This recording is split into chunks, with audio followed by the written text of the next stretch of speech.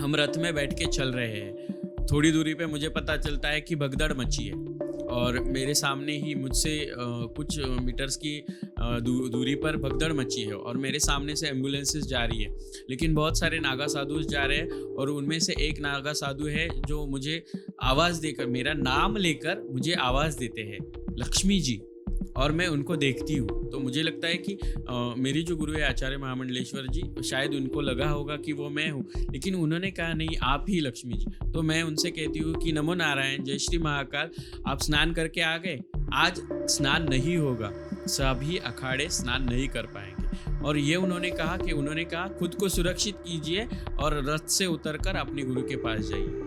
मेरा नाम पता होगा या फिर इन्होंने मेरी गुरु समझ के मुझे आवाज़ दिया होगा। मैं बहुत देर तक उस बारे में सोचती रही और 15 मिनट के बाद हमारे जो किन्नर अखाड़ा के संस्थापक है दुर्गा दास जी, वो आते हैं और वो भी मुझे आवाज़ देते हैं, लक्ष्मी जी। और मैं उनको कहती हूँ, हाँ दुर्गा दास जी, क्या हुआ? तो वो मुझे कहते हैं कि आप रथ से उतरिए और शांति से आप जूना अखाड़े के पंडाल में जाइए, आगे भगदड़ मची हुई है, सभी अखाड़ों ने स्नान करने से मना कर दिया है। आज किन्नर अखाड़े और सभी अखाड़ों का, मतलब 13 अखाड़ों का अमृत स्नान नहीं होगा।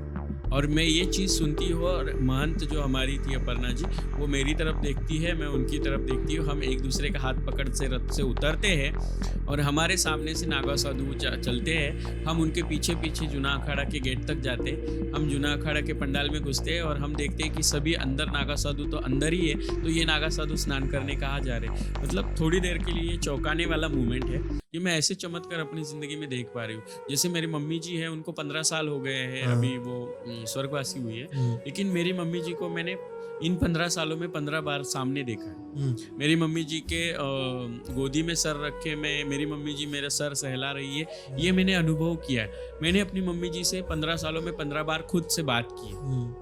मेरी ज़िंदगी में क्या होने वाला है या फिर कुछ हुआ है, मेरी मम्मी जी मेरे सिरहाने बैठ के मुझे बताती है। एक दिन मुझे रात में ऐसा लगा कि मैं बहुत रो रही हूँ और मैं आंखें खोल के देखती हूँ तो मेरी मम्मी जी मेरे सिरहाने बैठती है और बोलती है कि बेटा, लोग तो कहते रहेंगे, तेरा काम क्या है, तू करती रहे।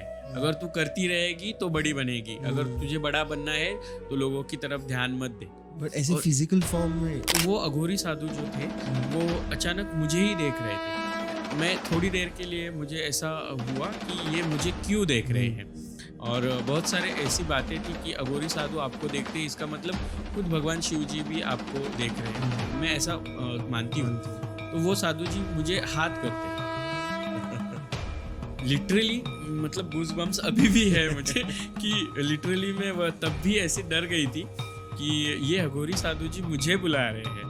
लेकिन मेरी दिल की धार्मिकता इतनी पवित्र थी कि मुझे लगा साक्षात मुझे शिव जी बुला रहे हैं। और मैं उनके पास चली गई और उन्होंने मेरे सर पे हाथ रखा और मेरे सर पे हाथ रख के उन्होंने कहा है कि बेटा, तू बहुत बड़ी बनेगी। तो मैंने उनको बस इतना ही कहा कि आपका आशीर्वाद है तो मैं ज़िंदगी में जैसी हूँ वैसी ही रहना चाहूँगी, आप मुझे बड़ा बनाओगे तो सच में आपसे बड़ा मत बनाना। तो मुझे कहते हैं कि बेटा, किन्नर भगवान का स्वरूप होते हैं और तू भगवान के स्वरूप है और तू जा अपना काम कर।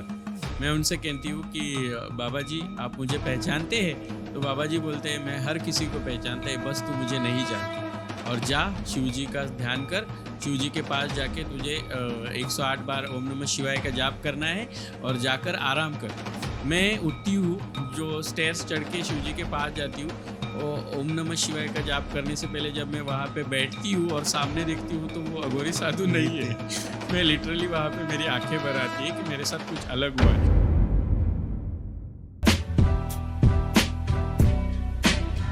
So yo everyone, कैसे this is Nishant Dimle. Welcome back to the podcast. आज का podcast is going to be really interesting because we have someone directly from Kumbh Mela. We have a Mahamandaleshwar in the house and that is मेरा भाग्य, मेरा सौभाग्य बोल सकते हैं कि इतनी बड़ी अथॉरिटी, इतनी बड़ी स्पिरिचुअल अथॉरिटी आज मेरे घर पे है कोई तो। एंड आई कांट एक्सप्रेस कि इतना नॉलेज इन्फॉर्मेशन एक्सचेंज होने वाला है। वो चीज़ें, बातें, कुंभ की जो चीज़ें हुई थी, वो सब से लेके कैसे क्या और एवरीथिंग आज टेबल पे आने वाली है।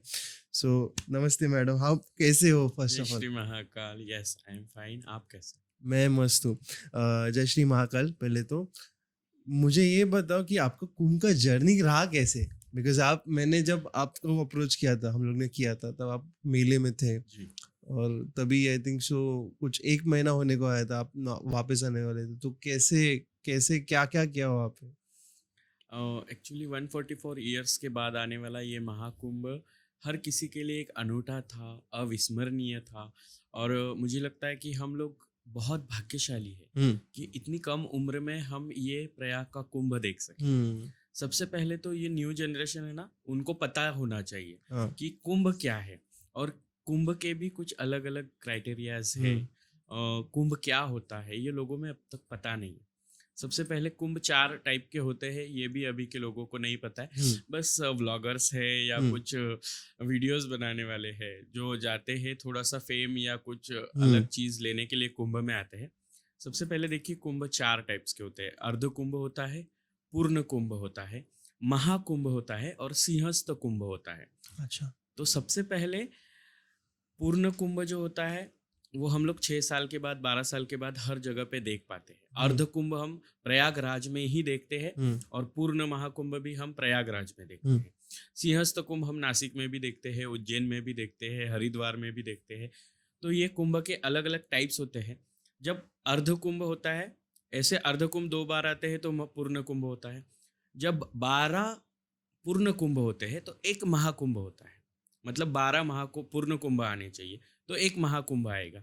जब 12 महाकुंभ हो गए तो आने वाला कुंभ होता है वो पूर्ण महाकुंभ होता है, जो हम लोग इस साल प्रयागराज में मना रहे हैं। हम्म तो ये एक अनूठा और आज की जनरेशन के लिए एक अलग ही धर्म पर्व है, मैं कहूँगी हम्म कि हिंदू सनातन को पूरे विश्व में एक अलग तरह से दिखाने के लिए 144 साल बाद प्रयागराज का महाकुंभ है। हम्म मैं खुद को भाग्यशाली तो मानती हूँ कि एक अलग जनरेशन कह सकते हैं कि हम लोग देख रहे हैं। और इसी जनरेशन में मैं एज ए महामंडलेश्वर बन के प्रयागराज महाकुंभ में 3 अमृत स्नान कर पाई हूँ। हम्म अभी आप लोग कहेंगे कि अमृत स्नान समथिंग न्यू, लेकिन शाही स्नान जो था मुगलों के काल में कहा जाता था। हाँ हाँ और हम हिंदू सनातन को मानने वाले लोग हैं, तो ये हमारे लिए अमृत स्नान है। हम्म तो 3 अमृत स्नान मैंने वहाँ पे खुद किए।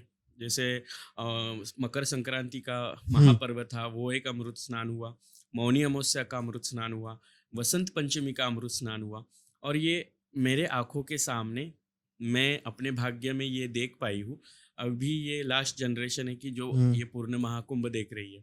अगले 144 ईयर्स के बाद ही ये महाकुंभ आएगा। तो मेरे लिए ये जर्नी कुछ अलग तरीके से थी। और भाग्यशाली लोगों में से मैं खुद को भी वो भाग्यशाली समझती हूँ कि मैं प्रयागराज के महाकुंभ में तीनों अमृत स्नान कर पाई हूँ। कुंभ एक अलग तरह से लोगों को दिख रहा है कि व्यवस्थाओं के बारे में बोला जा रहा है, सरकारों के बारे में बोला जा रहा है, और एक धार्मिकता का अलग पर्व भी लोगों को दिख रहा है। और आपने देखा होगा कि प्रयागराज के महाकुंभ में सबसे ज़्यादा वायरल रहा है इंटरनेशनल किन्नर अखाड़ा। बहुत सारी ऐसी चीज़ें थी कि जो किन्नर अखाड़ा को एक अलग तरह से दिखा पाई। और मैं उस किन्नर अखाड़े की महामंडलेश्वर हूँ। और इसी साल कुंभ में मेरा इंटरनेशनल किन्नर अखाड़ा की महामंडलेश्वर पद के लिए भी पट्टाभिषेक हुआ।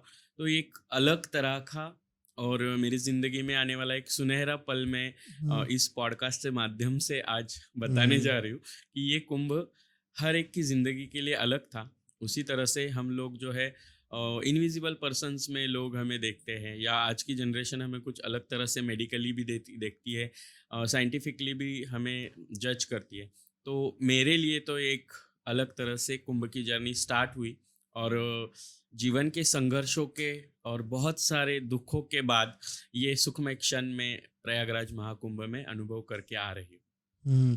तो एक्चुअली महाकुंभ में अगर कोई किन्नर अखाड़ा से या फिर कोई भी अखाड़ा से महामंडलेश्वर बनता है तो वो प्रोसेस क्या होती है? ये बहुत बड़ा प्रोसेस है एक्चुअली। ये इंटरेस्टिंग सवाल है कि बच्चों को, या मैं तो बच्चों को ही कहूँगा कि आज की सारी जनरेशन बच्चे ही है। मैं भी आज के जनरेशन की हूँ, लेकिन शास्त्र और पदों के तरह से अगर देखा जाए तो मैं एक अलग दुनिया से हूँ। इसी दुनिया की हूँ, लेकिन लोगों के लिए मैं अलग दुनिया से हूँ। देखिए, किन्नर अखाड़े में सबसे पहले जो जुड़ता है उसका पहले सभी लोग जो पंच परमेश्वर हमारे यहाँ होते हैं, जिसे रमता पंच कहा जाता है। रमता पंच मीन्स कि 5 ऐसे पंच होते हैं महामंडलेश्वर जो पुराने हैं अखाड़े के। उनके हेड होते हैं इंटरनेशनल किन्नर अखाड़ा के, जैसे आज है आचार्य महामंडलेश्वर लक्ष्मी नारायण त्रिपाठी जी, जो मेरी गुरु भी है। तो जब से किन्नर अखाड़े में आप जुड़ते हैं तो आपके ऊपर वॉच रखा जाता है। मतलब आप क्या करते हो, आपकी पर्सनल ज़िंदगी, आपकी सोशल ज़िंदगी किस तरह से चल रही है, आप किस किस चीज़ों में इन्वॉल्व हो, आप सच में किन्नरों के लिए कुछ कर रहे हो, सनातन के लिए कुछ काम कर रहे हो, या फिर आपकी सामाजिकता किस तरह से धर्म को जोड़ती है लोगों से, ये देखा जाता है। उसके बाद जो पंच रमता पंच है वो आपकी एक एग्जामिनेशन करता है कि आपका कुछ सवाल पूछे जाते हैं, आपको धर्मशास्त्र का कितना ज्ञान है वो देखा जाता है, और उसी में से आप क्या बनने के लायक हो। बट कितने डेप्थ में जाते हैं ये सवाल? ये बहुत सारा, मतलब आपको किन्नरों का इतिहास पता होना चाहिए, आपको धर्मशास्त्र का ज्ञान होना चाहिए। मतलब आप सिर्फ रामायण महाभारत पे अटके हुए लोग भी मैंने देखे हैं। लेकिन अग्नि पुराण है, शिव पुराण है, ब्रह्म पुराण है, गरुड़ पुराण है, ये बहुत सारे, गर्गा संहिता है, ये बहुत सारी चीजें हैं जहाँ पे किन्नरों का उल्लेख है। अगर आप देखो तो एक शोध किया गया था जहाँ पे 151 बुक्स है और बहुत सारी ऐसी लिखी हुई पेजेस है जिसमें किन्नरों का उल्लेख है, लेकिन लोगों को बस महाभारत रामायण इतना ही याद है कि महाभारत रामायण में किन्नरों का किस्सा है, इसीलिए किन्नरों का महत्व है। लेकिन इस सभी शास्त्रों को आप में कितना आपने ढाला है वो देख के वो महामंडलेश्वर डिसाइड करते हैं। फिर सभी अखाड़ों की तरह मतलब जैसे 13 अखाड़े हैं, 7 शैवों के हैं, वैष्णव के हैं, उसके बाद हम लोग अभी जो देख रहे, बड़ा उदासीन है, निर्मोही है, ये सभी 13 अखाड़े हैं। उन्हीं अखाड़ों में से एक बड़ा अखाड़ा माना गया है वो सबसे पुराना जूना अखाड़ा। जूना अखाड़ा ने देखा कि किन्नरों का एक अलग स्थान है और उस अलग स्थान को उन्होंने एक्सेप्ट किया और इंटरनेशनल किन्नर अखाड़ा को उनके साथ लिया। इसलिए हम लोग इंटरनेशनल किन्नर अखाड़ा एवं जूना अखाड़ा के महामंडलेश्वर बने। तो वो बनने के लिए हम लोगों ने रमता पंचों के सामने एग्जामिनेशन दिया, जो हमारा प्रश्न पूछे गए उसके बारे में बताया, सवालों के हम लोग समाधानकारक उत्तर दे पाए। उसके बाद में फिर हमारे आचार्य महामंडलेश्वर जो है वो हमें देखते हैं कि आप किस तरह से धर्म के लिए काम कर रहे हो, वो देखा जाता है। फिर जूना अखाड़े के कुछ संत होते हैं जो हमारे अखाड़े में आते हैं और हमारा जो भी व्यक्तित्व है वो महामंडलेश्वर, श्री महंत पीठाधीश्वर ये बनने के लिए कितना काबिल है ये देख के फिर आपको पट्टाभिषेक एक प्रक्रिया होती है वो करनी होती है। पट्टाभिषेक का मतलब अगर मैं बताऊँ तो लोगों को पट्टाभिषेक पता नहीं है, लेकिन आप जिस पद के लिए चुने गए हो उस पद के लिए चुनने के बाद आपको सभी महान हस्तियों के सामने, जहाँ पे जगत गुरु होते हैं, सभी महामंडलेश्वर पुराने नए सभी महामंडलेश्वर होते हैं, और वहीं पे जूना अखाड़ा के कुछ संत महामंडलेश्वर भी आते हैं, और उनके सामने आपको गंगा जल से स्नान करवाया जाता है, गौ माता के दुग्धाभिषेक किया जाता है, और आपको भगवा चादर ओढ़ाई जाती है, आपको कंठी दी जाती है, और आपको घोषित किया जाता है महामंडलेश्वर। लेकिन महामंडलेश्वर आप फिक्स होकर पट्टाभिषेक होने के बीच की जो प्रक्रिया है वो प्रक्रिया लोगों को पता नहीं है। सबसे पहले आप डिसाइड होता है कि आप इसी क्षेत्र के महामंडलेश्वर बनने वाले हो। उसके बाद आपका खुद का पिंडदान होता है, स्वयं का पिंडदान।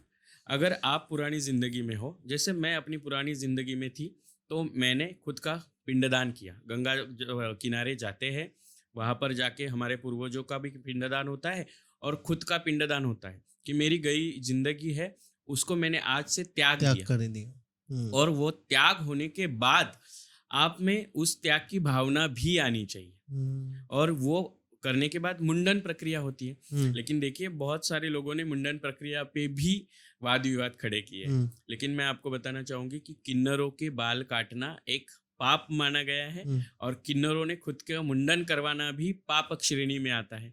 इसीलिए हम लोगों के पूरे बाल नहीं काटे जाते, चोटी काटी जाती है। मतलब हमारे बालों की एक चोटी पकड़कर उसे हमारे आचार्य महामंडलेश्वर काटते हैं और आपको दीक्षित करते हैं। उसके बाद आपको रुद्राक्ष की कंठी पहनाते हैं, फिर आपका पट्टाभिषेक होता है। सभी के सामने पट्टाभिषेक करके चादर ओढ़ा के, और उसके बाद आपको सभी के सामने घोषित किया जाता है आप इस क्षेत्र के हो या आप इस जगह से महामंडलेश्वर घोषित किए जाते हैं। मतलब ये पूरी जो प्रोसीजर है लोगों को पता नहीं है। बहुत सारे वायरल किस्से अभी चल रहे हैं, तो किस्सों के पॉडकास्ट पे ये भी होना चाहिए कि किन्नर अखाड़ा के बहुत सारे किस्से लोगों में आ रहे हैं। तो महामंडलेश्वर यूं ही कोई रात में उठ के नहीं बनता है, मतलब मैं किसी को पॉइंट ऑफ नहीं कर रही हूँ, हाँ, लेकिन ये चीजें बोलनी इस चाहिए। समझदार को इशारा काफी है। यस, तो मुझे लगता है कि एज ए महामंडलेश्वर ऑफ किन्नर अखाड़ा मेरा ये दायित्व है, मेरा ये जिम्मेवारी है कि मैं ये सब चीज़ें लोगों में बताऊं कि एक रात में उठ के कोई महामंडलेश्वर नहीं बनता है। बनता। इसके पीछे की ये बहुत बड़ी प्रक्रिया है।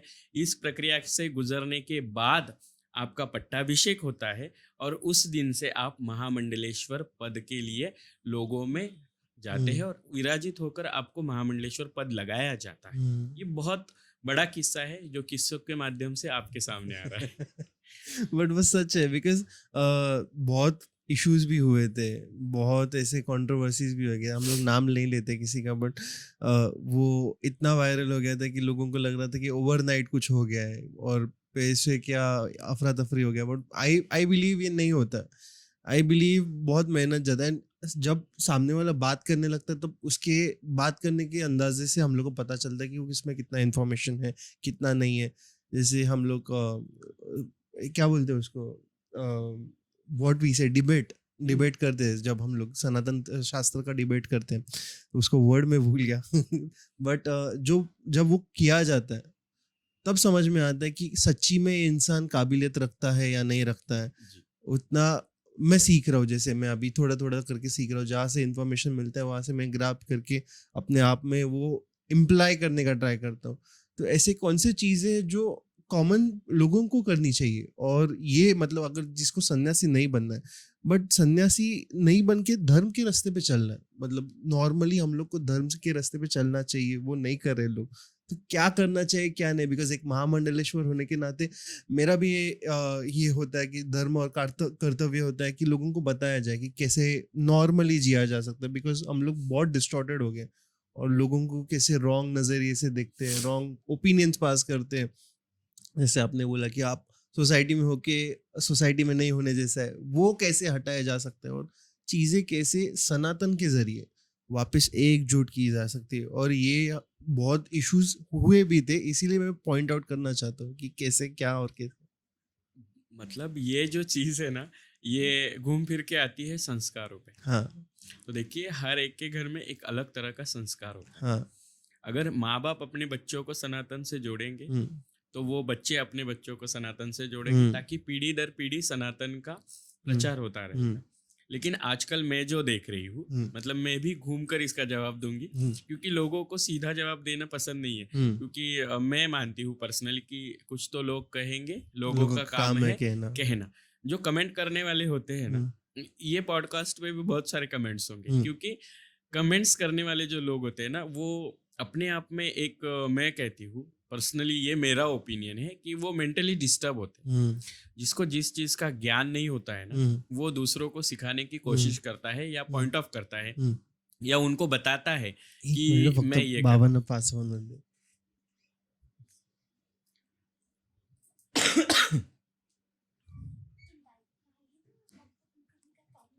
नाही ऐसे डायरेक्ट लावून घेतलं चालेल? कोणाचं? ममताचं. हो, येस येस, ऑफकोर्स. महामंडलेश्वर आहे ती माझ्या आखाड्याची. हो, मी बोलतेच तसं, पण तुला परमिशन आहे नाव घ्यायची, बिकॉज त्या महामंडलेश्वर आहे आणि त्यांना काढलं नाही ना. नाही. ठीक है, okay, 3, 2, 1 and action. So continue करते. क्या एग्जैक्टली होता है सब? तो संस्कारों पे आता है, ये सब चीज़ें जो है संस्कारों पे आती है, और संस्कार जो है माँ बाप देते हैं। तो मुझे ऐसा लगता है पर्सनली कि कमेंट करने वाले जो लोग होते हैं वो मेंटली डिस्टर्ब होते हैं। उनको खुद के बारे में पता नहीं होता है, लेकिन लोगों को देखना ज़्यादा पसंद है। जैसे मराठी में भी कहावत है, लेकिन वो कहावत मैं हिंदी में उस तरह से नहीं बताना चाहूँगी, लेकिन खुद का छोड़ के लोगों का झाँक के देखने वाले लोग हमारे इंडिया में है, और उसी तरह से लोग दूसरों के बारे में सोचते हैं। मुझे लगता है कि लोगों के कमेंट्स और लोगों के कहने पे अगर ज़िंदगी जीना है, तो मैं अपनी ज़िंदगी तो कब का छोड़ चुकी हूँ। तो लोगों के कहने पे विश्वास करने वाली मैं नहीं हूँ, और लोग भी जो कमेंट करने वाले हैं वो पहले खुद को देखे, परखे, उसके बाद वो इन सब चीज़ों पे कमेंट करें। विवाद हर चीज़ का होता है। देखिए, हर एक लोग जो होते हैं, तो लोगों को ये सब चीज़ें पहले खुद समझनी चाहिए और समझकर बोलना चाहिए। हर जगह पे किसी को भी बोलना ये बहुत आसान होता है। अगर मुझे कोई बोलता है तो मैं बस ये जवाब देना चाहूँगी, पहले आप अपने आप को झांक कर देखिए। मतलब आप जब अपने आप को देखोगे तो आपको समझ में आएगा कि मैं ज़िंदगी में क्या कर रहा हूँ, मैं ज़िंदगी में क्या कर रही हूँ। लड़के हो लड़की हो, ये सभी लोग आजकल किसी भी तरह से वल्गर तरीके से कमेंट्स करके किसी को भी बदनाम करने का कोशिश करते हैं, लेकिन मैं हमेशा सोचती हूँ कि जो बराबरी नहीं कर सकता है वही बदनामी करता है। और ये सब चीज़ें हम लोग देखते आ रहे हैं। तो एक रात में उठ के महामंडलेश्वर होना, इस चीज़ पे भी पॉइंट ऑफ किया जाता है। कोई एक एक्ट्रेस है तो हमारे अभी महाकुंभ में प्रयागराज में किन्नर अखाड़े की महामंडलेश्वर बनी है। ममता कुलकर्णी। जी, ममता कुलकर्णी वो जी। है या नहीं है? वो महामंडलेश्वर है। बट ऐसे न्यूज में क्यों बोला जा रहा है कि उसको निकाला है पदवी से? नहीं, ये देखिए, पहले मैं न्यूज़ के बारे में नहीं बोलना चाहूँगी, क्योंकि क्या होता है, न्यूज़ आजकल बहुत अलग अलग तरह से घूम रही है। अगर कोई एक आपको प्रेस नोट देता है तो आप उसका पूरी तरह से जांच किए बिना भी बोलते हैं। ये मैंने खुद देखा है और मैं बहुत सारे न्यूज़ेस में जाती हूँ, इसलिए मुझे पता है कि क्या चीज़ किस तरह से बाहर आती है। पेड न्यूज रहते हैं मोस्टली। बहुत सारे होते हैं और मैं मीडिया को इस बारे में नहीं बोलना चाहूँगी, क्योंकि मीडिया वाले खुद सोचते हैं कि ये सब क्या हो रहा है। बहुत सारे मीडियाज़ में मैंने भी ये सारी चीज़ें बोली है। ममता कुलकर्णी जो अब आज उनका नाम जो है श्री यमाई ममता नंदगिरी है, और 23 साल का उनका इतिहास देखिए। हर एक जन का इतिहास होता है, उनकी पिछली ज़िंदगी क्या थी, उन्होंने क्या किया था, वो सभी तो उस चीज़ों में से अभी वो बाइज्जत बरी हो चुकी है। अगर हम ममता जी के बारे में बोलना चाहेंगे तो मुझे लगता है कि आप कभी हमारे ऋषियों मुनियों के बारे में भी कभी सोचिए, जो कभी असुर देव दानव ये थे, वो भी आगे चल के कुछ अलग चीज़ बने थे। तो हम लोग आज भी उन्हें पूछते हैं ना। 23 साल में जब इंसान अकेला हो जाता है, अकेला इंसान हमेशा भगवान की तरफ अट्रैक्ट होता है, और वो जब भगवान की तरफ अट्रैक्ट हो जाए तो उसको खुद के लिए वक्त मिलता है, और वो वक्त वो धार्मिकता में, कोई लोग जो है बिगड़ जाते हैं, मेंटली डिस्टर्ब हो जाते हैं। लेकिन मैं बहुत अभिनंदन करूंगी श्री यमाई ममता नंदगिरी जी का, जो हमारे अखाड़े की महामंडलेश्वर थी, है और रहेगी। ये बात मैं बहुत जिम्मेदारी से कह रही हूँ, क्योंकि सभी लोग उन्हें ट्रोल कर रहे थे, लेकिन उनका पिछला जिंदगी था वो उनका रियल लाइफ था, रियल लाइफ नहीं था। उनको जो जिंदगी में करना था वो उन्होंने पर्दे पे किया है, लेकिन रियल जिंदगी में बहुत सारे ऐसे किस्से हैं कि उन्होंने धार्मिकता और सनातन धर्म के बारे में सब कुछ किया है। वो एक ब्राह्मण कुलोत्पन्न स्त्री है कि जिन्होंने आगे चल के वेद शास्त्र सभी का स्टडी किया। 23 सालों में उन्होंने बहुत सारी ऐसी चीज़ें हैं वो जो सीखी। मुझे लगता है बहुत सारी मीडियाज़ पे भी अगर आप 10 मिनट उनके पास बैठोगे तो 11वें मिनट में आप खुद कहोगे आप श्री यमाई ममता नंदगिरी है और आप महामंडलेश्वर बनने के योग्य थी, इसीलिए आप महामंडलेश्वर बनी और आप पैर छूकर वापस आओगे, ये मेरा गारंटी है। मैंने उनके साथ बहुत सारा समय बिताया है, हमारे अखाड़े में वो थी, और मैंने देखा है कि 23 साल का उनका जो संघर्ष था, उनका जो अध्ययन था सभी चीज़ों का, वो खुल के उनके चेहरे पे उनकी बातों में आ रहा है। और 2-2.5 सालों से वो हमारे आचार्य महामंडलेश्वर जी से जुड़ी हुई थी, और वो चाहती थी कि मैं हिंदू सनातन धर्म में आकर हिंदू सनातन धर्म का कार्य आगे बढ़ाऊँ। हमारा वृंदावन का जो आश्रम है उसमें वो काम करना चाह रही है। तो उन्होंने कहा कि मैं अगर किसी पद पे रहूँ तो मैं अपना काम बहुत अच्छा कर पाऊँगी। और उन्हें पंचरमता, जो हमारे रमता पंच है, उनकी तरफ से उनका सभी चीज़ों में परीक्षा लिया गया। हमारे आचार्य महामंडलेश्वर जी ने परीक्षा लिया। हाँ, बहुत सारे महामंडलेश्वरों को बताया गया कि उनके साथ बात करके आप देखिए कि वो क्या चीज़ है। तो हमको लगा कि अरे वाह, ये क्या चीज़ है, और ये महामंडलेश्वर बनने के काबिल है। और काबिलियत से ज़्यादा मैं बोलूँगी कि उनकी योग्यता उनके बोलने से दिखती है। और उसके बाद उनका स्वयं का पिंडदान हुआ। पहले उन्होंने अपने जो पूर्वज थे उनका पिंडदान किया ममता बनकर, फिर उन्होंने ममता का पिंडदान किया और वो श्री यमाई ममता नंदगिरी बनी पट्टाभिषेक करके। और न्यूज़ेस में दिखाया जा रहा था, उनके ऊपर बहुत सारी बातें बोली गई, टिप्पणियाँ की गई, सभी के बारे में बोला जाता है। और आप देखिए कि बहुत बड़े बड़े लोग जो आप देखते होंगे, सभी के बारे में पीछे बहुत कुछ बोला जाता है, कंट्रोवर्सीज क्रिएट की जाती है, लेकिन जो बदनाम होते हैं ना, वो असल में अपनी ज़िंदगी में बहुत बड़े होते हैं। उनको जब तक आप पर्सनली मिलते नहीं हो, उनको देखते नहीं हो, उनकी ज्ञान के सागर में आप जब तक एक डुबकी ना लगाओ, तब तक मुझे लगता है कि आपके विचार शुद्ध नहीं होंगे। गंगा में डुबकी लगाते हैं लोग, इसका मतलब आपके जो कर्म है वो कहीं ना कहीं गलत हुए हैं, इसलिए आप करोड़ों से भीड़ कर रहे हो। तो मुझे लगता है ऐसे ही ममता जी के पास बैठकर 5 मिनट विचारों की डुबकी लगानी चाहिए, तो आपको पता चले कि जी हाँ, ममता जी महामंडलेश्वर है और रहेगी। बट जो अफवाहें उड़ाएगी वो फालतू में उड़ाएगी थी, इसी लग तो रहा है मुझे। अफवाहें तो सभी उड़ाते हैं ना, लोगों का काम तो कहना ही है, लोग तो कहते ही रहेंगे। देखिए, कोई भी छोटी चीज हो या बड़ी चीज हो, अगर एक कान से दूसरे कान में बताई जाती, बचपन में एक खेल खेलते थे, एक कान में बताया जाता था, उसको पास किया जाता था, स्टूडेंट्स में ये बहुत पॉपुलर था स्कूल्स में, और वो आगे चल के वो वर्ड आगे चल के बहुत अलग हो जाता था। अगर मैं किसी को किससे बोलती हूँ तो लास्ट वाले इंसान तक वो किस बन के जाता है, ये बात भी याद रखिए। तो ये क्या होता है, कहा सुनी वाली बातें हैं। हाँ। और आओ बहन चुगली करे वाला स्टाइल तो हमारे भारत में बहुत पॉपुलर है। तो मैं भारत को नाम नहीं रख रही हूँ, लेकिन भारत के जो लोग हैं उनमें आओ बहन चुगली करे वाला जो माइंड सेट हुआ है ना, उसकी वजह से अफवाहें फैलती है। और अफवाहों पे विश्वास करना ना करना ये ज्ञानी लोगों का काम है। तो ज्ञानी लोग पहले वो सारी चीजें देखते हैं और उसके बारे में पता करते हैं, शोध करते हैं, और उस संशोधन के बाद आखिर में वो उस बात पर टिप्पणी करते हैं। तो बहुत सारे लोगों ने ममता जी का साइड लिया है, और अखाड़ा परिषद ने अगर ममता जी को सर्टिफाइड किया है, तो मुझे लगता है जो बाकी बोलने वाले लोग हैं ना, वो खुद में एक पागल है कि वो खुद ही अपनी अपनी बातें लोगों के सामने रखना चाह रहे हैं। और इसे मैं पागलपन ही कहूंगी, क्योंकि आपकी कोई सुन नहीं रहा है। जो हमारे आदि शंकराचार्य जी ने डिसाइड किया हुआ 13 अखाड़ा परिषद है और 13 अखाड़े हैं, इन्होंने अगर किसी चीज को सर्टिफाइड स्टैम्प कर दिया है, उस पर बोलने वाले आप कौन हो? अगर आप सोचो आप कौन हो, तो आपको पता चलेगा कि मैं टिप्पणी करने के भी अधिकार में नहीं हूँ। फिर ये बात घूम फिर के संविधान की तरफ आती है कि ये करना चाहिए, वो करना चाहिए, संविधान में ये लिखा है, आर्टिकल 21 है, तो उसी संविधान में लिखा है कि मैं किस चीज को अपनाऊं, मैं कौन से धर्म को, किस पहनावे को अपनाऊं, मैं कहाँ रहूं, मैं क्या करूं, ये मैं खुद डिसाइड कर सकती हूँ। तो ये बात ममता जी पर भी लागू होती है। तो उन्होंने किया, वो अपने दिल से किया, वहां पर उन्होंने संविधान का भी आदर किया है। बोलने वाले लोगों ने बोलने का आदर करते हुए उन्होंने संविधान का आदर करने का दिखावा भी किया है। लेकिन जो सर्टिफाइड करने वाले अखाड़ा परिषद और हमारे 13 अखाड़े हैं, उन्होंने ममता जी को महामंडलेश्वर स्वीकृत किया है। और इसके ऊपर कोई बोलने वाला, मुझे लगता है कि जो भी होगा वो हिंदू सनातन का विरोधी है, क्योंकि विरोध वही करता है जिसको उस चीज का तकलीफ होता है।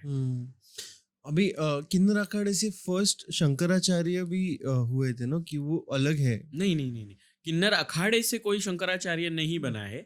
और जिसके बारे में आप बोल रहे हो, मैं उनका नाम भी लेना चाहूंगी, वो वैष्णव परी अखाड़े से है। अच्छा, परी अखाड़ा मैं आपको बता दूं पहले। सबसे मेन होते हैं हमारे 13 अखाड़े। 13 अखाड़ों में जूना अखाड़ा आता है, जूना अखाड़ा से अलग अग्नि अखाड़ा है, निर्मल अखाड़ा है, बहुत सारे ऐसे अखाड़े, उसमें किन्नर अखाड़ा भी आता है। और परी अखाड़ा, इन 13 अखाड़ों से अलग कुछ लोगों ने खुद के अखाड़े बनाए हैं। अच्छा, ये अनऑफिशियल अखाड़े? ये अनऑफिशियल, जो इसे हम अनलीगल भी बोल सकते हैं, इलीगल भी बोल सकते हैं, कि ये अनऑफिशियल अखाड़े हैं जो खुद ने खुद के अखाड़े बनाए हैं। उनको सनातन से उनको दिखाना है कि हम भी सनातन से जुड़े हैं। तो ऐसी ही एक साध्वी थी जो पहले बहुत वायरल थी और बहुत विवादों से घिरी थी। उन्होंने औरतों का एक अखाड़ा बनाया, परी अखाड़ा। उस औरतों के परी अखाड़े में हमारे मुंबई में रहने वाली पली बड़ी हिमांगी जी ज्वाइन हुई, जिनको महामंडलेश्वर बनाया गया, और उन्हीं को उसी जगह पे अभी जगत गुरु भी बोला जाता है। उसके बाद उन्हीं को ऐसा बोला जा रहा है कि शंकराचार्य बनाना चाह रहे। पहले शंकराचार्य परंपरा को देखिए, शंकराचार्य परंपरा क्या है।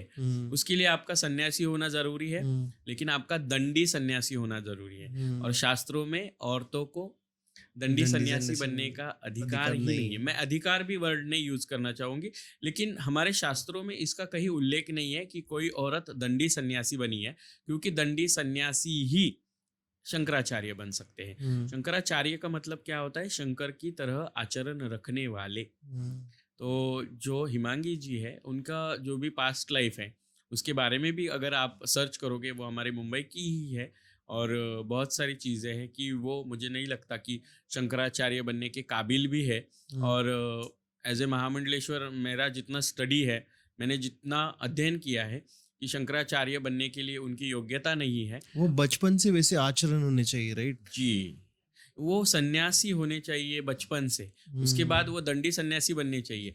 सभी 13 अखाड़ों को उसके लिए मान्यता होना चाहिए, और अखाड़ा परिषद का उसके लिए मान्यता मिलने के बाद शंकराचार्य जी घोषित होते हैं। हमारे यहाँ पे बस 4 ही शंकराचार्य है भारत भूमि पर, जैसे पुरी शंकराचार्य जी, ज्योतिर्मठ के पुरी शंकराचार्य, उसके बाद बद्री मठ के है, हमारे श्रृंगेरी मठ के है और द्वारका मठ के हैं। ये 4 ही शंकराचार्य है जो हमारे आदि शंकराचार्य जी ने अपॉइंट किए हुए, और उनके अंडर में चलते हैं हमारे 13 अखाड़े। तो इन सब चीजों की प्रोसेस से जाकर शंकराचार्य जी बनते हैं। बस फेमस होने के लिए कुछ भी बोल दिया और कुछ भी बन गए, ऐसा बोलने वाले लोग ज्यादा दिनों तक नहीं टिकते हैं। मुझे लगता है कि मराठी में कहा जाता है सरड्याची धाव कुंपणापर्यंत, मतलब जो क्रिकेट होता है वो बस अपने एरिया में ही घूम सकता है। तो बहुत सारी चीजें हैं जो सिर्फ बोली जाती है, और ये भी एक अफवाह ही है। नहीं, दिस इज बेटर कि हम लोग क्लियर कर रहे हैं, बिकॉज लोगों को नहीं पता है कि क्या असली है क्या नकली है। बिकॉज जो नए नए सनातन से जुड़ रहे हैं, बिकॉज होके भी जो लोग नए नए जुड़ रहे हैं, जिनको अभी अभी इन्फॉर्मेशन मालूम पड़ रहा है कि सनातन ये साइंस वाला शास्त्र है, ये पुरातन शास्त्र है, तो ये जब पता चलने लगता है तो लोग जुड़ते हैं। और ये जब अभी जैसे आपने कहा कि ये अनऑफिशियल अखाड़े हैं, इनसे बचने के लिए, या फिर इनसे बचने के लिए नहीं बोल सकते, इनसे जानकारी रखने के लिए और असलियत से जुड़ने के लिए I ask this question. But moving on towards ये जो चीज़ें कुंभ में हुई, जैसे स्टैम्पीड हुआ एंड देन आग लगी, तो ये इसके बारे में क्या बोलना चाहते हो? मतलब कैसे हुआ? ये प्रशासन का इशू था या फिर कुछ लगाए थे कि कुछ? देखिए, कोई भी चीज अगर घटित होती है ना, तो प्रशासन के ऊपर पहले उंगली उठाई हाँ, जाती है। इसलिए। लेकिन इस बात का मैं पूरी तरह से निंदा करती हूँ कि ये नहीं होना चाहिए। लोगों को ये बोलने की कुचेष्टा भी कैसे सूझती है, मुझे समझ में नहीं आता। मैं कहूँगी यहाँ पे लोगों की भी गलती है। आप अगर पूरा ये जो किस्सा है वो अगर देखो, तो संगम नोज एक ऐसी जगह है जहाँ पर अखाड़ों के स्नान होते हैं, और वहाँ पे अखाड़ा रोड जाता है। वहाँ पे सभी नागा साधुओं का, फिर सभी जुना अखाड़ा, निरंजनी अखाड़ा, और सभी अखाड़े, सभी शैव अखाड़े, वैष्णव अखाड़े, सभी अखाड़ों का वहाँ से स्नान के लिए जगह बनाया गया है। वहाँ पर सभी लोग जाते हैं। लेकिन हमारे लोगों की मेंटेलिटी, शायद ऐसे कर्म किए होंगे कि मुझे गंगा में डुबकी लगानी ही है, तो वो लोग पहली रात में ही, जैसे मौनी अमावस्या का जो भगदड़ मची थी, पहली रात में ही, जब कल अमृत स्नान सुबह शुरू होने वाला है 3 बजे के बाद, तो वो पहले ही रात को 12 बजे से वहाँ पहुँच गए थे। सभी अखाड़े के साधु संत आने से पहले वो वहाँ पे जो जगह है जिसे घाट कहा जाता है, घाट से थोड़ी दूरी पर ये किया, बैरल्स लगाए गए हैं, मतलब बैरिकेड्स है कि यहाँ पर लोग खड़े होकर साधु संतों का दर्शन कर पाए। साधु संतों के स्नान के बाद लोगों के स्नान की व्यवस्था प्रशासन ने की हुई है, लेकिन लोगों ने वहाँ जाके घाट पर बिस्तरा डाल के सो गए। और जब वहाँ के ये वाला वीडियो भी बहुत वायरल हुआ है सोशल मीडिया पे, कि वहाँ के जो मेला प्रशासक थे, जो मेन थे एसएसपी साहब, उन्होंने वहाँ खुद जाके अनाउंसमेंट किया है कि थोड़ी ही देर में स्नान शुरू होने वाला है। साधु संतों के स्नान के बाद आप सभी लोग स्नान कर सकते हैं। जो लोग अभी संगम की नोज पर है या घाट पर है, वो अपना अपना स्नान करके वापसी की तरफ लौट जाए। लेकिन लोगों को साधु संतों के साथ ही स्नान करना है। लोगों को नागा साधुओं के स्नान के वक्त ही स्नान करना है, कि अगर मैं अमृत स्नान नहीं करूंगा तो मैं मर जाऊंगा, ऐसी वाली मेंटेलिटी उन लोगों में है। उन्होंने बोरा बिस्तरा डाल के वो सभी लोग वहां पे सो गए। हजारों की तादाद में वहां पे लोग सोए हुए थे, और पीछे जो बैरिकेड्स लगे थे उसके पीछे जो जन समुदाय खड़ा था, वो वेट कर रहा था अमृत स्नान के घड़ी का, कि जब नागा साधुओं का रैली निकलेगा, जब नागा साधु अपना रथ यात्रा पेशवाई लेकर आएंगे और स्नान करेंगे, वो जब वापसी की तरफ मुड़ेंगे तो हम स्नान के लिए जाएंगे। कुछ समझदार लोग यहाँ पर दिख रहे हैं और कुछ नासमझ लोग दिख रहे हैं। तो जो नासमझ लोग थे वो सोए हुए थे। समझदार लोगों को ऐसा लगा कि अभी बैरिकेड्स के पीछे हमें खड़ा किया है, लेकिन वो लोग अमृत स्नान का अनुभव हमसे पहले कर लेंगे। तो अचानक से कुछ चिल्ला पुकार होने लगी और लोग अचानक से बैरिकेड्स तोड़ के भागने लगे संगम नोज की तरफ। तब तक तो नागा साधुओं का स्नान शुरू भी नहीं हुआ था।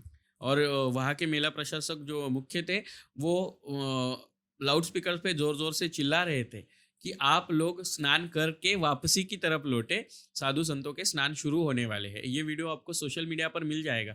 लेकिन लोगों ने ये सुना नहीं।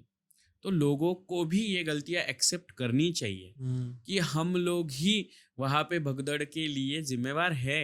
हम लोग वहाँ सोते नहीं तो हम लोग उस भगदड़ में आते नहीं। जो पीछे खड़े लोग हैं उन सभी लोगों को भी वहाँ खड़ा किया गया था, वो खड़े थे, लेकिन वो जब भागने लगे किसी के चिल्लाने से, किसी के पुकारने से, वो भागने लगे और जो सोए हुए लोग थे उनके ऊपर से वो गंगा जी की तरफ दौड़ पड़े और जो सोए हुए लोग थे वो पैरों के नीचे रौंदे गए और वो मर गए। और ये सभी चीज़ें होते हुए भी हमारे ही कुछ साधु संत हैं, मैं सभी उनके नाम नहीं लेना चाहूँगी, लेकिन साधु संत नहीं, लेकिन हमारे कथावाचक हैं। कथावाचक बहुत डिपेंड करते हैं आजकल कि लोगों के ऊपर उनका बहुत सारा प्रभाव है। तो एक दो कथावाचक है, उन्होंने कहा कि जिन्हें संगम की तट पर, घाट पर जिन्हें मृत्यु आई, वो मतलब वो अमृत वर्षा में ये हो गया और वो उनको मोक्ष मिल गया।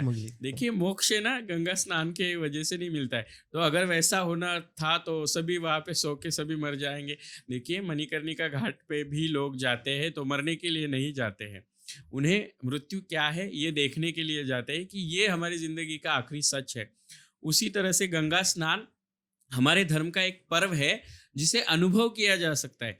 अगर आप 10 मर्डर करके 11वें दिन अगर आप गंगा स्नान के लिए जाओगे तो आपको मोक्ष मिल जाएगा। ये आपका जो थिंकिंग है ना, ये सबसे गलत है। तो लोगों की सोच नहीं बदल रही है, ना सोच बदली, इसीलिए ना समझ लोग रह गए और उसी तरह से वहाँ पे सोए जिनको शायद उनके कर्म, उनको लगता था कि मेरे कर्म ज़्यादा बुरे हैं, इसीलिए मैं यहाँ सो जाऊँ कि नागा साधु जब भी आएंगे तो उनके पीछे पीछे मैं गंगा में डुबकी लगाऊँ और मेरे सारे कर्म जो है वो पुण्य में फलित हो जाएंगे और मुझे मोक्ष मिल जाएगा।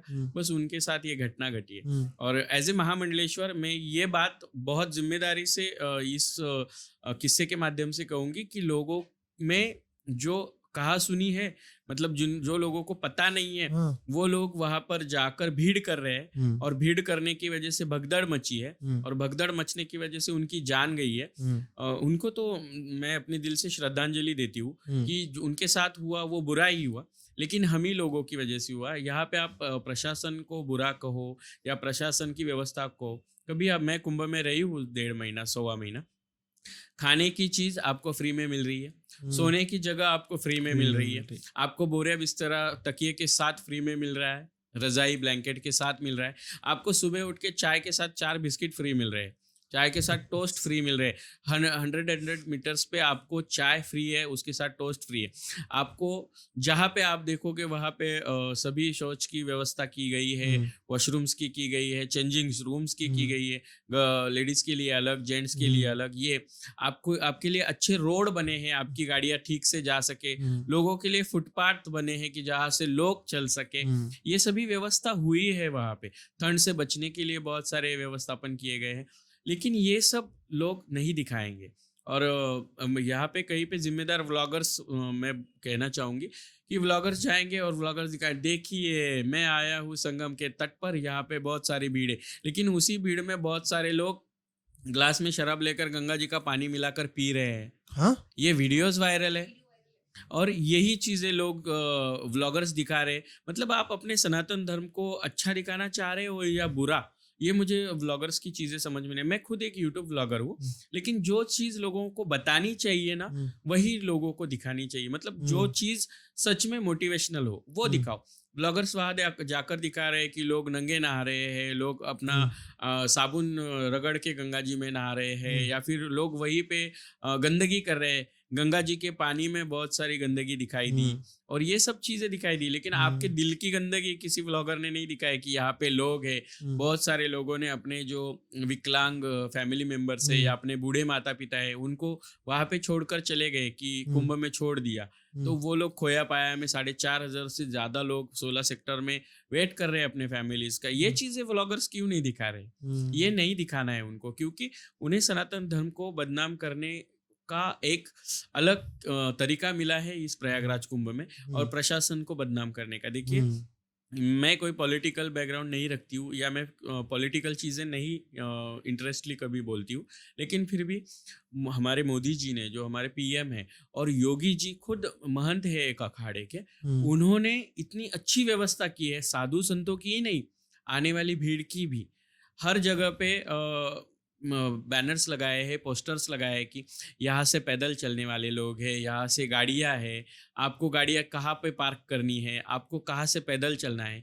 फिर भी मुझे अपना एटीट्यूड दिखाना है और मुझे पीपा पुल से गाड़ी लेकर जानी है और वहाँ पे ट्रैफिक जमा करना है और नाम मैं प्रशासन को रखूँगा। ये हमारी गलती है और ये सब चीज़ें हमारी गलतियों की वजह से होती है, लेकिन लोग ये मान्य नहीं करते हैं। यही यहाँ पे सबसे बड़ा ये किस्सा है कि भगदड़ हो, आग हो या कोई भी चीज़ हो, ये चीज़ हमारी गलतियों की वजह से हुई है। किसी को ब्लेम करना नहीं चाहिए। मूविंग ऑन टूवर्ड्स, एक मैंने बहुत चीज़ें सुनी थी कि स्नान के टाइम पे ऐसी ऐसी अनुभूतियाँ होती है कि 200 साल 300 साल पुराने संत योगी जो आते हैं, स्नान करते हैं और चले जाते हैं और किसी को पता भी नहीं चलता कि वो इतने बूढ़े हैं या फिर इतने सीनियर है, इतने बुजुर्ग है।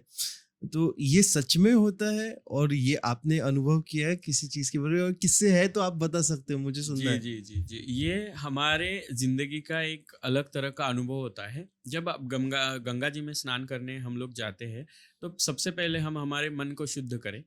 मन को शुद्ध करके अगर आप जाते हो, तो शास्त्रों में भी इसका उल्लेख है कि आप अगर ठीक तरह से अपने आप को मन की शुद्धि से गंगा जी तक ले जाते हो, गंगा जी के तट पर जाते हो, स्नान करते हो, तो देव, दानव, यक्ष, गंधर्व और किन्नर ये सभी लोग अमृत स्नान के लिए तरसते हैं। और जब नागा साधुओं की रैली निकलती है, उसके बाद सभी अखाड़ों की निकलती है। बहुत सारे लोग आपको बहुत सारी वीडियोस में दिखे होंगे, बहुत सारी चीज़ें ऐसी वीडियोस में नोटिस की गई है कि कुछ लोग ऐसे हैं जिनको कभी नहीं देखा गया है, लेकिन वो कुंभ में अभी प्रेजेंट है। वो अचानक से किसी को मिलते हैं और अचानक से किसी को लगता है कि यहाँ पे कोई नहीं था। ये अपने आप में होता रहता है। जैसे हम लोग सभी किन्नर अखाड़े के लोग जब स्नान के लिए गए थे, तो मैंने ये अनुभव बहुत रेयरली मैं कहना चाहूँगी कि ये सब ऐसे अनुभव होते हैं। पैदल चलना है, वहाँ तक जाना है, ये सभी लोगों के लिए कॉमन है, लेकिन हम लोगों के लिए एक रथ यात्रा रथ निकलती यात्रा, है। हाँ। हम रथ में बैठ के चल रहे हैं। थोड़ी दूरी पे मुझे पता चलता है कि भगदड़ मची है और मेरे सामने ही मुझसे कुछ मीटर्स की दूरी पर भगदड़ मची है और मेरे सामने से एम्बुलेंसेस जा रही है। लेकिन बहुत सारे नागा साधु जा रहे हैं और उनमें से एक नागा साधु है जो मुझे आवाज़ देकर, मेरा नाम लेकर मुझे आवाज़ देते हैं, लक्ष्मी जी। और मैं उनको देखती हूँ, तो मुझे लगता है कि मेरी जो गुरु है आचार्य महामंडलेश्वर जी, शायद उनको लगा होगा कि वो मैं हूँ, लेकिन उन्होंने कहा नहीं, आप ही लक्ष्मी जी। तो मैं उनसे कहती हूँ कि नमो नारायण, जय श्री महाकाल, आप स्नान करके आ गए, आज स्नान नहीं होगा, सभी अखाड़े स्नान नहीं कर पाएंगे। और ये उन्होंने कहा खुद को सुरक्षित कीजिए और रथ से उतरकर अपने गुरु के पास जाइए। और ये मेरे लिए बहुत अचंभित करने वाली चीज़ थी कि अभी तक तो नागा साधुओं का स्नान शुरू नहीं हुआ है। ये नागा साधु कहाँ से आए और ये मुझे नाम से आवाज़ दे रहे हैं। और ये मैंने अकेले ने नहीं, मेरे रथ पर जो महंत बैठी हुई थी और उनके शिष्य भी बैठे हुए थे और उन्होंने ये अनुभव किया कि नागा साधु किसी से जल्दी बात नहीं करते हैं और ये अचानक से आपको नाम से पुकारे। तो मुझे लगा कि मैं जूना अखाड़ा से और किन्नर अखाड़ा से हूँ, तो शायद इनको मेरा नाम पता होगा या फिर इन्होंने मेरी गुरु समझ के मुझे आवाज़ दिया होगा। मैं बहुत देर तक उस बारे में सोचती रही और 15 मिनट के बाद हमारे जो किन्नर अखाड़ा के संस्थापक है दुर्गा दास जी, वो आते हैं और वो भी मुझे आवाज़ देते हैं, लक्ष्मी जी। और मैं उनको कहती हूँ, हाँ दुर्गा दास जी, क्या हुआ? तो वो मुझे कहते हैं कि आप रथ से उतरिए और शांति से आप जूना अखाड़े के पंडाल में जाइए। आगे भगदड़ मची हुई है, सभी अखाड़ों ने स्नान करने से मना कर दिया है। आज किन्नर अखाड़े और सभी अखाड़ों का, मतलब 13 अखाड़ों का अमृत स्नान नहीं होगा। और मैं ये चीज़ सुनती हूँ और महंत जो हमारी थी अपर्णा जी, वो मेरी तरफ देखती है, मैं उनकी तरफ देखती हूँ। हम एक दूसरे का हाथ पकड़ से रथ से उतरते हैं और हमारे सामने से नागा साधु चलते हैं। हम उनके पीछे पीछे जूना अखाड़ा के गेट तक जाते हैं। हम जूना अखाड़ा के पंडाल में घुसते हैं और हम देखते हैं कि सभी अंदर, नागा साधु तो अंदर ही है, तो ये नागा साधु स्नान करने कहाँ जा रहे। मतलब थोड़ी देर के लिए ये चौंकाने वाला मूवमेंट है। और ये चीज़ें हमारी ज़िंदगी में घटित होती है कि शायद ये मेरे पुण्य कर्म रहे होंगे कि आगे मचने वाली भगदड़। और थोड़ी देर में जब मैं पंडाल में गई तो मुझे पता चला कि बाहर बाहर बहुत सारी भीड़ मची है, बहुत सारे लोग खो गए हैं। हमारे किन्नर अखाड़े की बहुत सारे जो महंत श्री महंत महामंडलेश्वर थे, जो भीड़ में कहीं पे कहाँ जाना है ये ढूंढ रहे हैं, और हम सभी लोग जो किन्नर अखाड़े के जो संरक्षक हैं वो उनको ढूंढ रहे हैं कि उनको ढूंढ ढूंढ के पंडाल में लाना है। और हमारे आचार्य महामंडलेश्वर जी चिंता में बैठी हुई है कि मेरे सभी महामंडलेश्वर, मेरे सभी किन्नर अखाड़े के लोग अभी तक पहुंचे नहीं है, और बाहर बहुत सारी भीड़, बहुत सारा जोर जोर से आवाज आ रहा है। और तभी मैं सोचती हूँ कि कोई मुझे आया था तो मैं साक्षात भगवान शिव जी को ही इस बारे में मतलब मैं दिल से उनको मानती हूँ, और मेरे नाम के आगे शिव लक्ष्मी, मतलब मेरा नाम ही शिव से आता है। तो मुझे ऐसा लगा कि शायद ये चीज़ मैं भी आज खो जाती अगर वो नहीं आते और मुझे नहीं बोलते कि ऐसा हुआ है, कि कोई नागा साधु किसी से बात करते हुए आपको कभी दिखेंगे नहीं। आपको वो चिल्ला पुकार करते हुए दिखेंगे, या फिर वो अपने शस्त्रों के साथ जोर जोर से हर हर महादेव कहते हुए जाते हुए दिखेंगे। लेकिन जो साधु स्नान के लिए जाने के रोड पे जा रहे हैं, वो स्नान के लिए पहुंचे नहीं है, फिर भी आगे घटी हुई घटना वो मुझे बता के मुझे अपने गुरु के पास जाने के लिए कह रहे हैं। ये एक अलग तरह से अनुभूति है। बहुत सारे लोगों को ये अनुभव आ रहे हैं।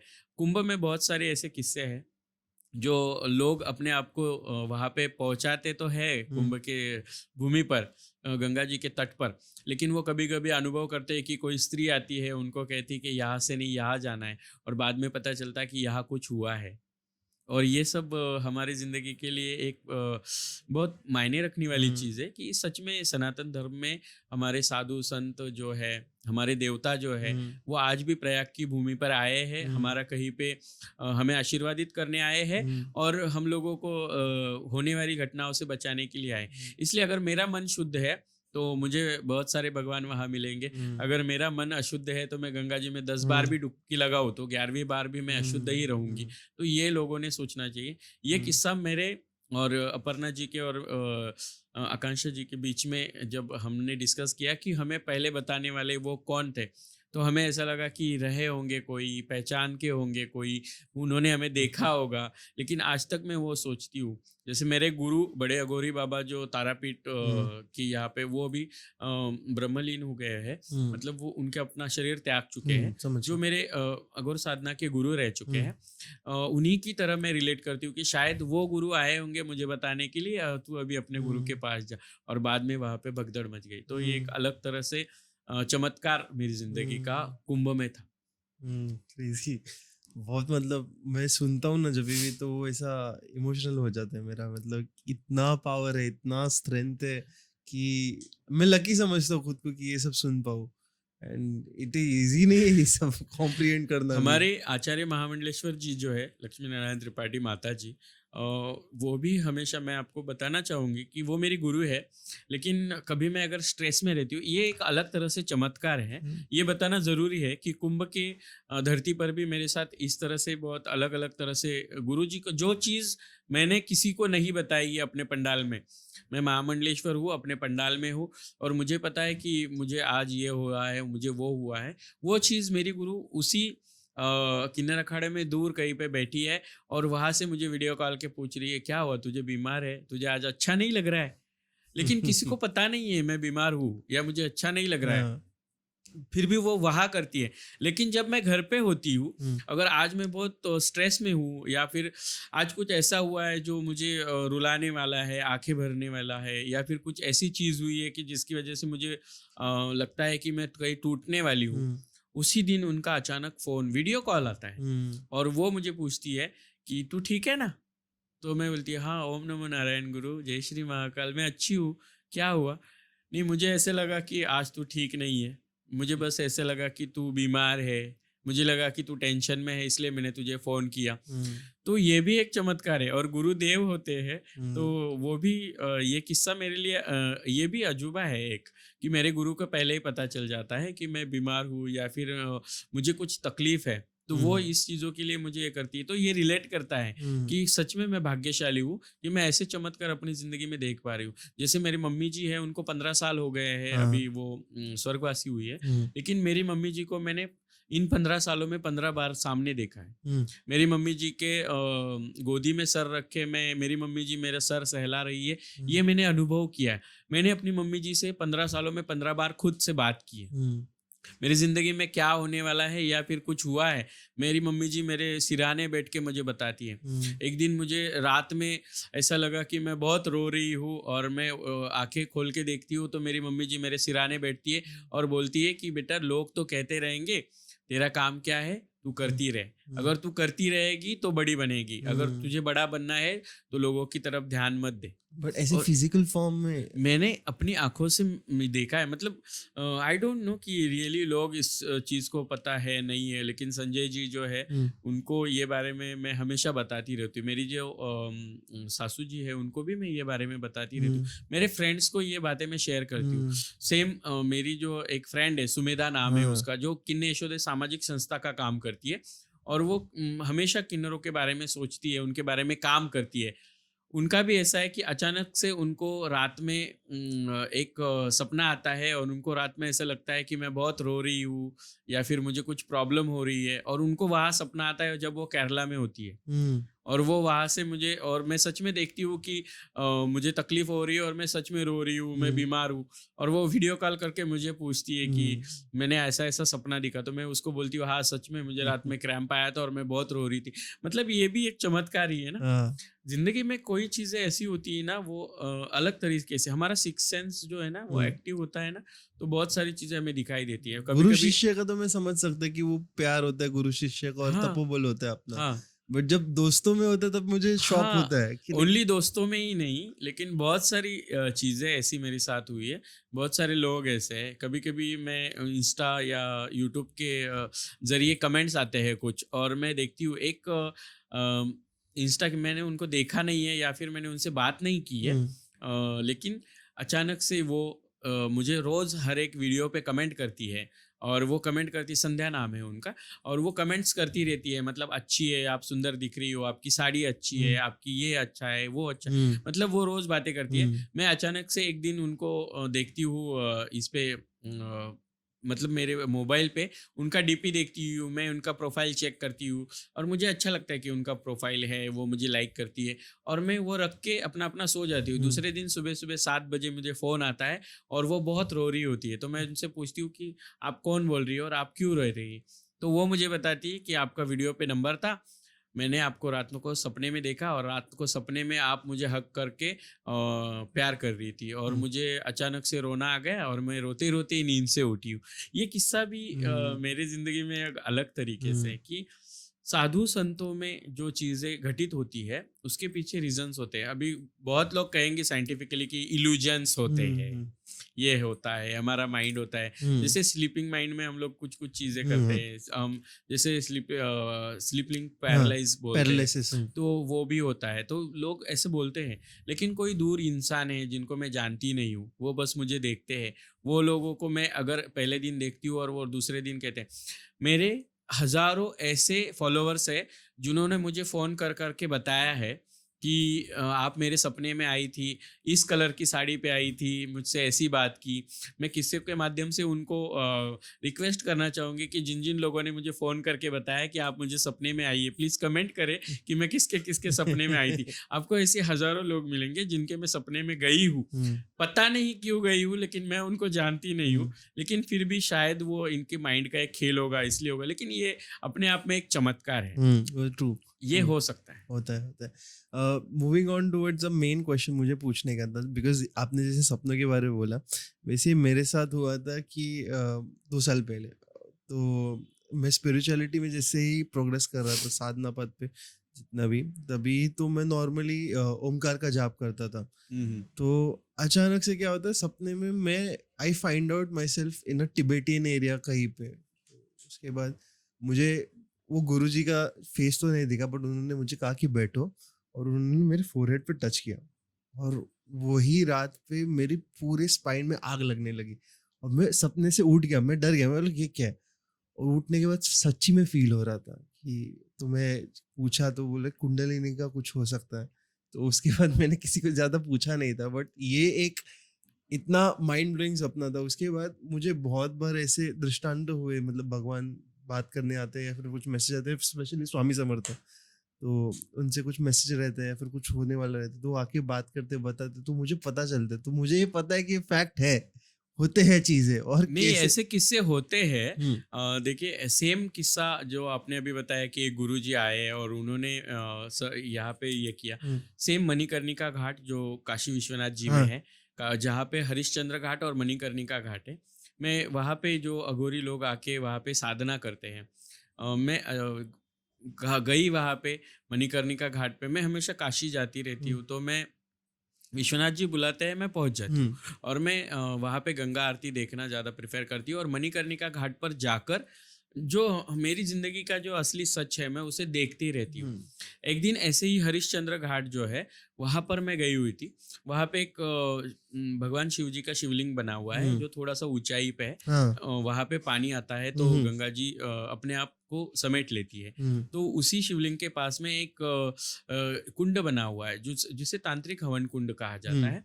वहाँ पे कई लोग आके साधना करते हैं या फिर वहाँ पे बैठकर अपनी साधनाओं का जो भी है वो स्टडी करते हैं। तो मैं उस दिन वहाँ पर काशी विश्वनाथ जी में थी। ये अभी 2-3 साल पुराना किस्सा है कि मैं वहाँ पे बैठी हुई थी। कोई जो अघोरी थे वो वहाँ पे बैठे हुए थे, साइड में बैठे हुए थे। वो कुंड के पास नहीं थे, वो शिवलिंग जी के पास नहीं थे, वो थोड़ी साइड में बैठे हुए थे।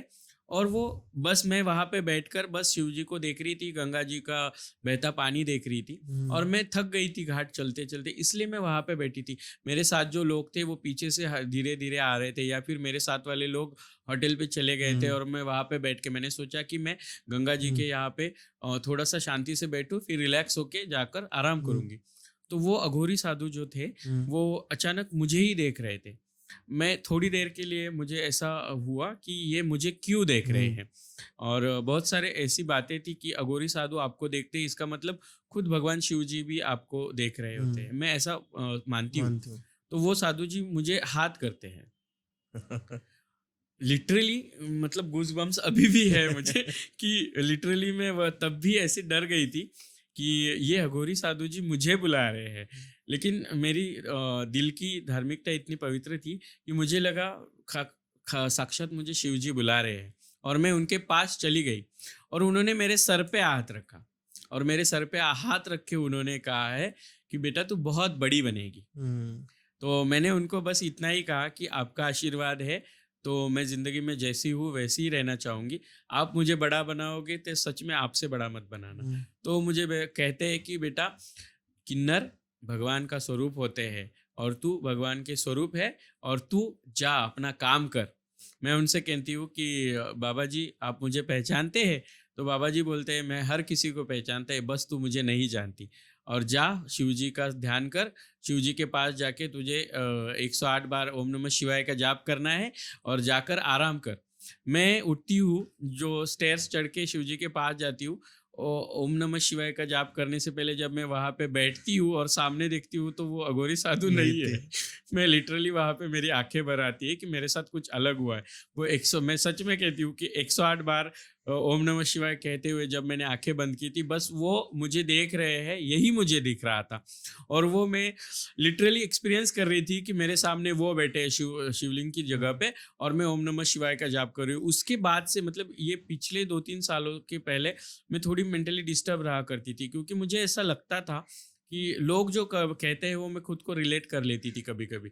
आजकल तो बहुत सारे हजारों कमेंट आते हैं, मैं उनको इग्नोर करती हूँ कि मैंने अपने अपने ठान लिया है कि ओम इग्नोराय नमः, ये मेरा वाला मंत्र है कि ये वाला मंत्र अगर लो तो आप जिंदगी में कुछ भी कर सकते हो। जब मैंने उन साधु से मिली, उसके बाद जब मैं काशी जी से लौटी हूँ, उसके बाद से मैं अपनी जिंदगी में अलग तरीके से, सबसे पहली बात मैंने ना कहना सीखा है। जब आप जिंदगी में ना कहना सीखोगे तो आप अपनी एक लेवल बना लोगे। आप अपनी पद की गरिमा रखोगे और आप सामने जो भी आता है उसको अगर उस पद की गरिमा के दायरे में रहकर उसको ट्रीट करोगे तो आपके पद की गरिमा और शोभा और बढ़ती है। ये चीज़ें मैं तब से सीखी हूँ।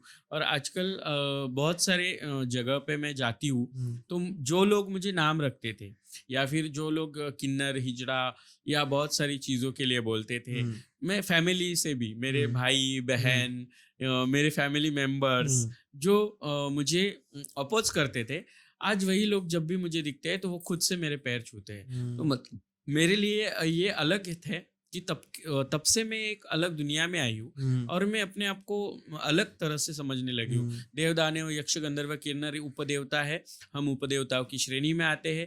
ये शास्त्रों की बातें हैं, लोगों को बताने के लिए है और लोगों को ये सीखना चाहिए।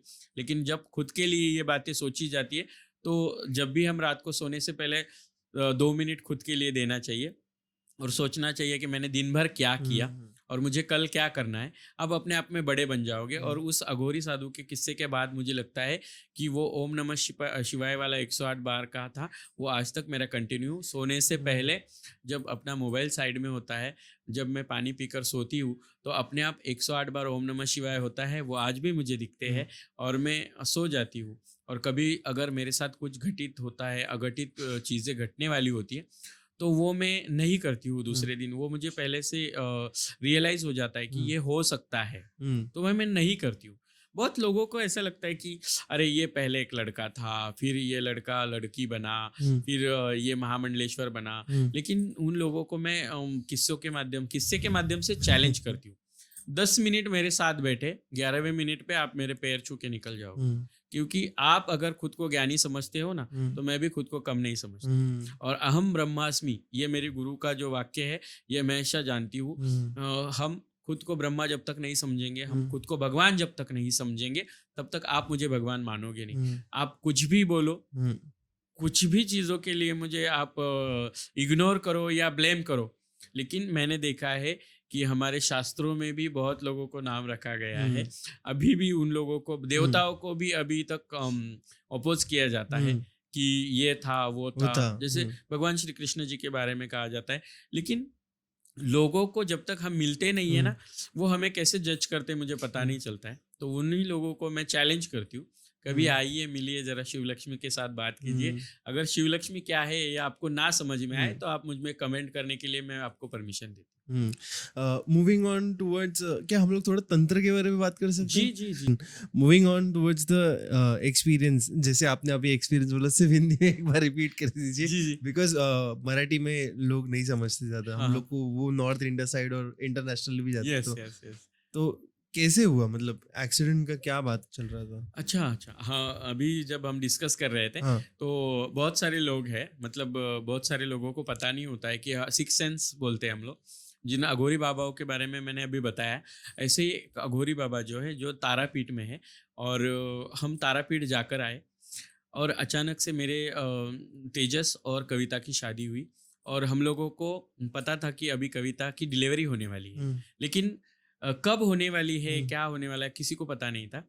7th मंथ में डिलीवरी हुई है, नॉर्मली 9th मंथ में होती है। लेकिन हमें 1 महीना पहले उन अघोरी बाबा जी ने बताया था कि उसका डिलीवरी होगा, इस दिन 12 बजे होगा।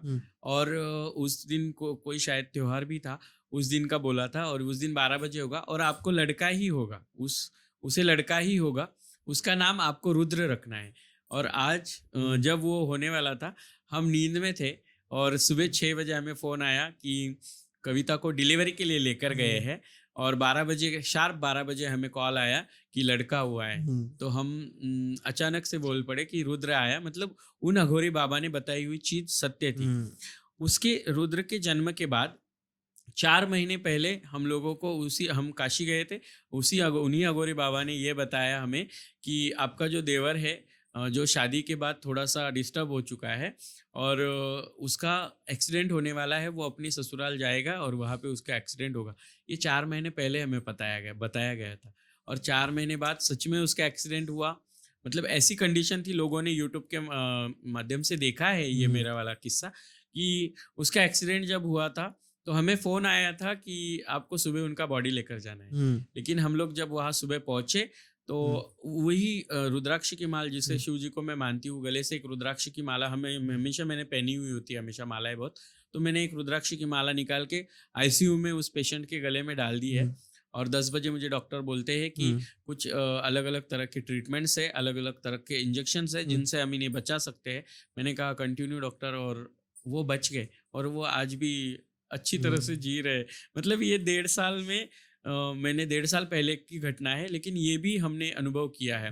जैसे मेरे मम्मी पापा के बारे में भी ऐसे किस्से हैं। जैसे मेरी छोटी भाभी है, उनको दरवाज़ा बजने का आवाज़ आता है। हाँ मैं जिस घर में रहती हूँ, ऊपर बेडरूम है मेरा, नीचे मेरे भैया भाभी का बेडरूम है।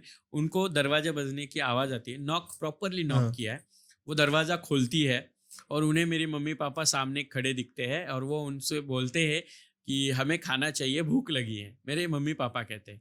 और वो किचन में जाती है, किचन में जाके वो डब्बे खोलती है, लाइट्स बंद है, वो किचन में जाके डब्बे खोलती है और मुझे आवाज़ आती है कोई चीज़ किचन में गिर गिर रही है। तो मुझे लगा कि अब बहुत सारे तभी चोरियों के किस्से हो हम्म, रहे थे, तो मैं उतर कर जब नीचे आती हूँ और किचन में लाइट लगाती हूँ, देखती हूँ कि वो किचन में आटे का डब्बा खोल के एक थाली में आटा ले रही है और आटा गूंदने की तैयारी कर रही है। हम्म, तो मैं लाइट लगा के उसको हाथ लगा के पूछती हूँ, जयश्री क्या हुआ? तो वो बोलती है मुझे, मम्मी पापा को भूख लगी है, उनके लिए खाना बना रही हूँ। मैं बोल रही हूँ किसके मम्मी पापा? तो वो मुझे बोलती है कि आपके मम्मी पापा। मैं बोलती हूँ कहाँ? वो बोले वहाँ बाहर खड़े। तो उनको उसको मैं नींद से जगा के पूछती हूँ, जयश्री तू होश में तो है ना? तब से वो बीमार पड़ गई थी 1 महीने के लिए। अरे बाप मतलब रे। उसने सच में उनको देखा था। हम्म, मेरे बाद अगर मेरे मम्मी पापा को किसने देखा था तो मेरी छोटी भाभी ने छोटी देखा था। बहन। आज भी वो चीज़ वो उस घर में उसके बाद नहीं रही है, वो वहाँ से शिफ्ट हो गई है। और आज भी वो अगर उस घर में जाती है तो साथ में 10-15 लोग होते हैं और वो उनके पास रहती है और रात में घर में सोती नहीं है। क्योंकि उसको आज भी दरवाज़ा नॉक हुआ तो उसको उस बात का डर है कि मम्मी पापा मुझे दिखेंगे। तो ये वाली भी अनुभूतियाँ है ज़िंदगी में। बहुत सारे लोग हैं कि उन्होंने इस बारे में चमत्कार, हम लोग इसे बोलते हैं, लेकिन ये चमत्कार नहीं है। हमारी ज़िंदगी का जो सिक्स्थ सेंस एक्टिव होता है, यहाँ पे हमारा जो कुंडलिनी चक्र होता है, वो जब एक्टिव होता है ना, तो घटने वाली घटना या जो चीज़ दिल से हमें याद कर रही है, वो हमें दिखती है। वो मेरे साथ भी होता है बहुत बार। सामने वाला अगर कोई याद कर रहा रहेगा तो मुझे यस, अचानक मैं बोला क्लिक अरे, होता है। तो मैं फोन करता तो उसको बोला तेरे को कैसे पता? मैं बोला, "अभी मालूम नहीं, होता है वो। बट जैसे मैं बोल रहा था तंत्र के बारे में थोड़ा बात करते हैं, बिकॉज बहुत सी भ्रांतियां उड़ा रही है यूट्यूबर्स, स्पेशली पॉडकास्टर्स की भूत ये सब। बट मुझे लगता है tantra is not about ghost and spirits. तंत्र ऐसा साधना पद्धति है जिससे भगवान को प्राप्त किया जा सकता है, या फिर भगवान को बुला के उनमें विलीन हो सकते हैं। अवधूत बनना, या फिर जैसे जीवन मुक्त बनना, जहाँ पे आप और भगवान एक ही हो जाते हो। तो वो चीज़ें मुझे बहुत इंटरेस्ट रखते हैं मैं उसमें। और धर्म कार्य अगर करना है आगे जाके भगवान की दया से अगर पुश किया तो मैं फुल्ली जाने को तैयार हूँ। बट फैमिली की वजह से ही होल्ड बैक होता है हमेशा। तो तंत्र अगर कोई बेसिकली स्टार्ट करना चाहता है तो कैसे स्टार्ट किया जा सकता है, और किसको अप्रोच किया जा सकता है? बिकॉज गुरु को पकड़ के भी बहुत भ्रांतियां हैं। गुरु सही नहीं मिलते, या फिर नकली मिलते हैं, बहुत से पैसे लेते हैं, गुरु गायब हो जाते हैं, या फिर गुरु आधे में शक्तिपात देके गायब हो जाते हैं। तो ये सब चीजें होती है। तो ये कलयुग का भी बोल सकते हैं कि प्रभाव है कहीं जाके। तो इसको क्लियर कैसे कर सकते हैं? पहले तो हम ये बात करेंगे कि तंत्र में एंटर कैसे कर सकते हैं, अगर किसी को तंत्र में एंटर करना है। आपका एक्सपर्टीज मुझे जानना है इसलिए। सबसे पहले तो आपको तंत्र क्या है, हम्म, ये पता होना चाहिए। तंत्र में जाने के लिए तंत्र का एक अलग तरह से स्टडी नहीं होता है। हम्म, तंत्र एक अपने आप में एक आविष्कार है। हम्म, जैसे हमारे हिंदू सनातन धर्म में तंत्र मंत्र, वैदिक, हम्म, सात्विक, हम्म, अघोरी, हम्म, सभी तरह के तंत्र मंत्रों का हम्म, उल्लेख है। हम्म, उसमें सबसे पहले समझिए कि 10 महाविद्या होती है। हम्म, 10 महाविद्या की अधिष्ठात्री हम्म, जिसे कहा जाता है, हम्म, वो है कामाख्या देवी। हम्म, अगर आपको तंत्रों के बारे में सीखना है या तंत्र क्या है ये पता करना है तो एक बार कामाख्या जाइए। हम्म, और माता कामाख्या के मंदिर के पास आपको बहुत सारे तांत्रिक मिल जाएंगे। हम्म, और उसके बाद अगर आपको अघोर साधना के बारे में जानना है तो आप तारापीठ जाइए। हम्म, माँ तारा भी 10 महाविद्याओं में हम्म, एक है। माँ बगलामुखी भी हम्म, 10 महाविद्याओं में आती है। माँ धूमावती भी 10 महाविद्याओं हम्म, में आती है। ये 10 महाविद्या है। अलग अलग देवी, छिन्नमस्तिका माता जी भी आती है। तो अलग अलग देवियों के अलग अलग तंत्र होते हैं। मैं यहाँ पे एग्जाम्पल दूंगी भगवान बामा खेपा जी का, जो तांत्रिक भक्त थे। तारापीठ में आज भी उनका समाधि है।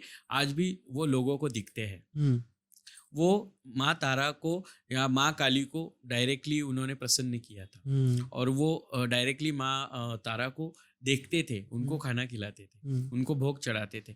ये क्यों होता था कि उन्होंने भगवान को अपना गुरु माना था। हम्म, देखिए, गुरु करो छान के, उसकी असलियत पहचान के। इस गुरु के बारे में बहुत सारी चीज़ें भी बोली जाती है। आपको गुरु करना है तो सबसे पहले आप तंत्र मंत्र और ये विद्याएं है, इनके बारे में आपको किस चीज़ में निपुणता चाहिए, किस चीज़ में आपको एक्सपर्ट बनना है, इससे ज़्यादा महत्व रखता है कि आपको किस तरह के गुरु के पास जाना है। हम्म, देखिए, गुरु अलग अलग तरह के पेड गुरुज होते हैं, हम्म, कुछ फेमस गुरुज होते हैं, हम्म, कुछ गुरुज होते हैं जो सात्विक और वैदिक तरह के गुरु होते हैं, और एक गुरु होते हैं जो सच में तंत्र साधना के लिए बने हुए होते हैं। अगर ऐसे गुरु देखने हैं तो वो आपको सिंपली इधर उधर नहीं मिलेंगे। जैसे मैंने बताया कि मेरे अघोर तंत्र के गुरु है जो तारापीठ में रहते थे, हम्म, आज वो नहीं है, लेकिन वो वहाँ रहते थे। वहीं पे जाके मैंने देखा कि वहाँ मुझे एक बाबा दिखते हैं और उनको मैं देखती हूँ, वो क्या करते हैं, उनके बारे में 4 लोगों से पूछा जाता है तो पता चलता है कि वो बस अमावस को दिखते हैं, उसके बाद दिखते नहीं हैं। वो बस पूनम के दिन या किसी महत्वपूर्ण दिन हम्म, माँ काली के दरबार में आते हैं, जाते हैं। तो मैंने सोचा कि मैं उनसे बात करूँ। हम्म, उसी तरह से आपको क्या करना है कि एक ऐसे इंसान को ढूँढना है, ऐसे गुरु को ढूँढना है जो आपको ऐसे वहाँ यहाँ वहाँ घूमते हुए नहीं मिलेंगे। हम्म, वो आपको किसी सोशल मीडिया प्लेटफ़ॉर्म पर नहीं मिलेंगे। हम्म, आपको जो प्रॉपरली दश महाविद्याओं के स्थान है, वहाँ पर जाना है। वहाँ पर जो सच में साधना कर रहा है, उसका रेकी करो। जो सच में साधना कर रहा है, उनके पास आप खुद जाइए। अगर आपको सच में गुरु मिलना है या फिर सच में आप उनके शिष्य बनना चाह रहे हैं, तो वो आपके तरफ एक नज़र करेंगे। आपको उनके पास जाके उनको बोलना है कि मुझे बस आपका आशीर्वाद चाहिए। मुझे तंत्र सीखना है, मुझे मंत्र सीखना है, मुझे जादूगर बनना है, मुझे अघोरी बनना है। ये आपका मतलब आपका ये प्रश्न ही नहीं होना हम्म, चाहिए कि आपको ये सब बोलना है, तो आप कभी नहीं बन पाओगे। तंत्र मंत्र विद्या ये गुरु की इच्छाओं पे डिपेंड करता है। हम्म, आपको बस उन्हें कहना है कि मुझे आपके आशीर्वाद की ज़रूरत है, क्या आप मुझे आशीर्वादित करेंगे? हम्म, तो वो उसके आगे गुरु का टाइम शुरू हो जाता है। हम्म, वो आपको पहले कुछ साधनाएं दी जाती है, हम्म, सबसे पहले बताती हूँ। आपको कुछ दिनों के लिए साधना दी जाती है कि आपको इतने इतने दिनों तक ये मंत्र बोलना है, या फिर इतने इतने दिनों के लिए आपको ये करना है। आजकल नहीं करते हैं लोग। आप बिना चप्पल के नहीं रह सकते हो। मैं 6 साल तक बिना चप्पल के भी रही हूँ, हम्म, धूप में, छाँव में, बारिश में, सब जगह पे रही हूँ। तो ये आपको पहले साधना दी जाती है। वो अगर आप साधना करते हो, उसके बाद आपको स्मशान में रहने की आदत करनी है। स्मशान में क्यों रहना है, ये सबसे पहले लोग हम्म, बोलेंगे कि ये अंधश्रद्धा है। हम्म, आप जरा जाइए कभी तारापीठ, स्मशान में लोग रात रात भर बैठते हैं, वहाँ पर साधना करते हैं। आप अपने इष्ट देव को याद कीजिए और आपको जिन्होंने ये मंत्र दिया है, उनको वो मंत्र का जाप कीजिए। अपने आप को अपने आप में एक अनुभूति आपको मिलती रहेगी, और आपके सामने एक अलग तरह से एक विश्व तैयार होता है।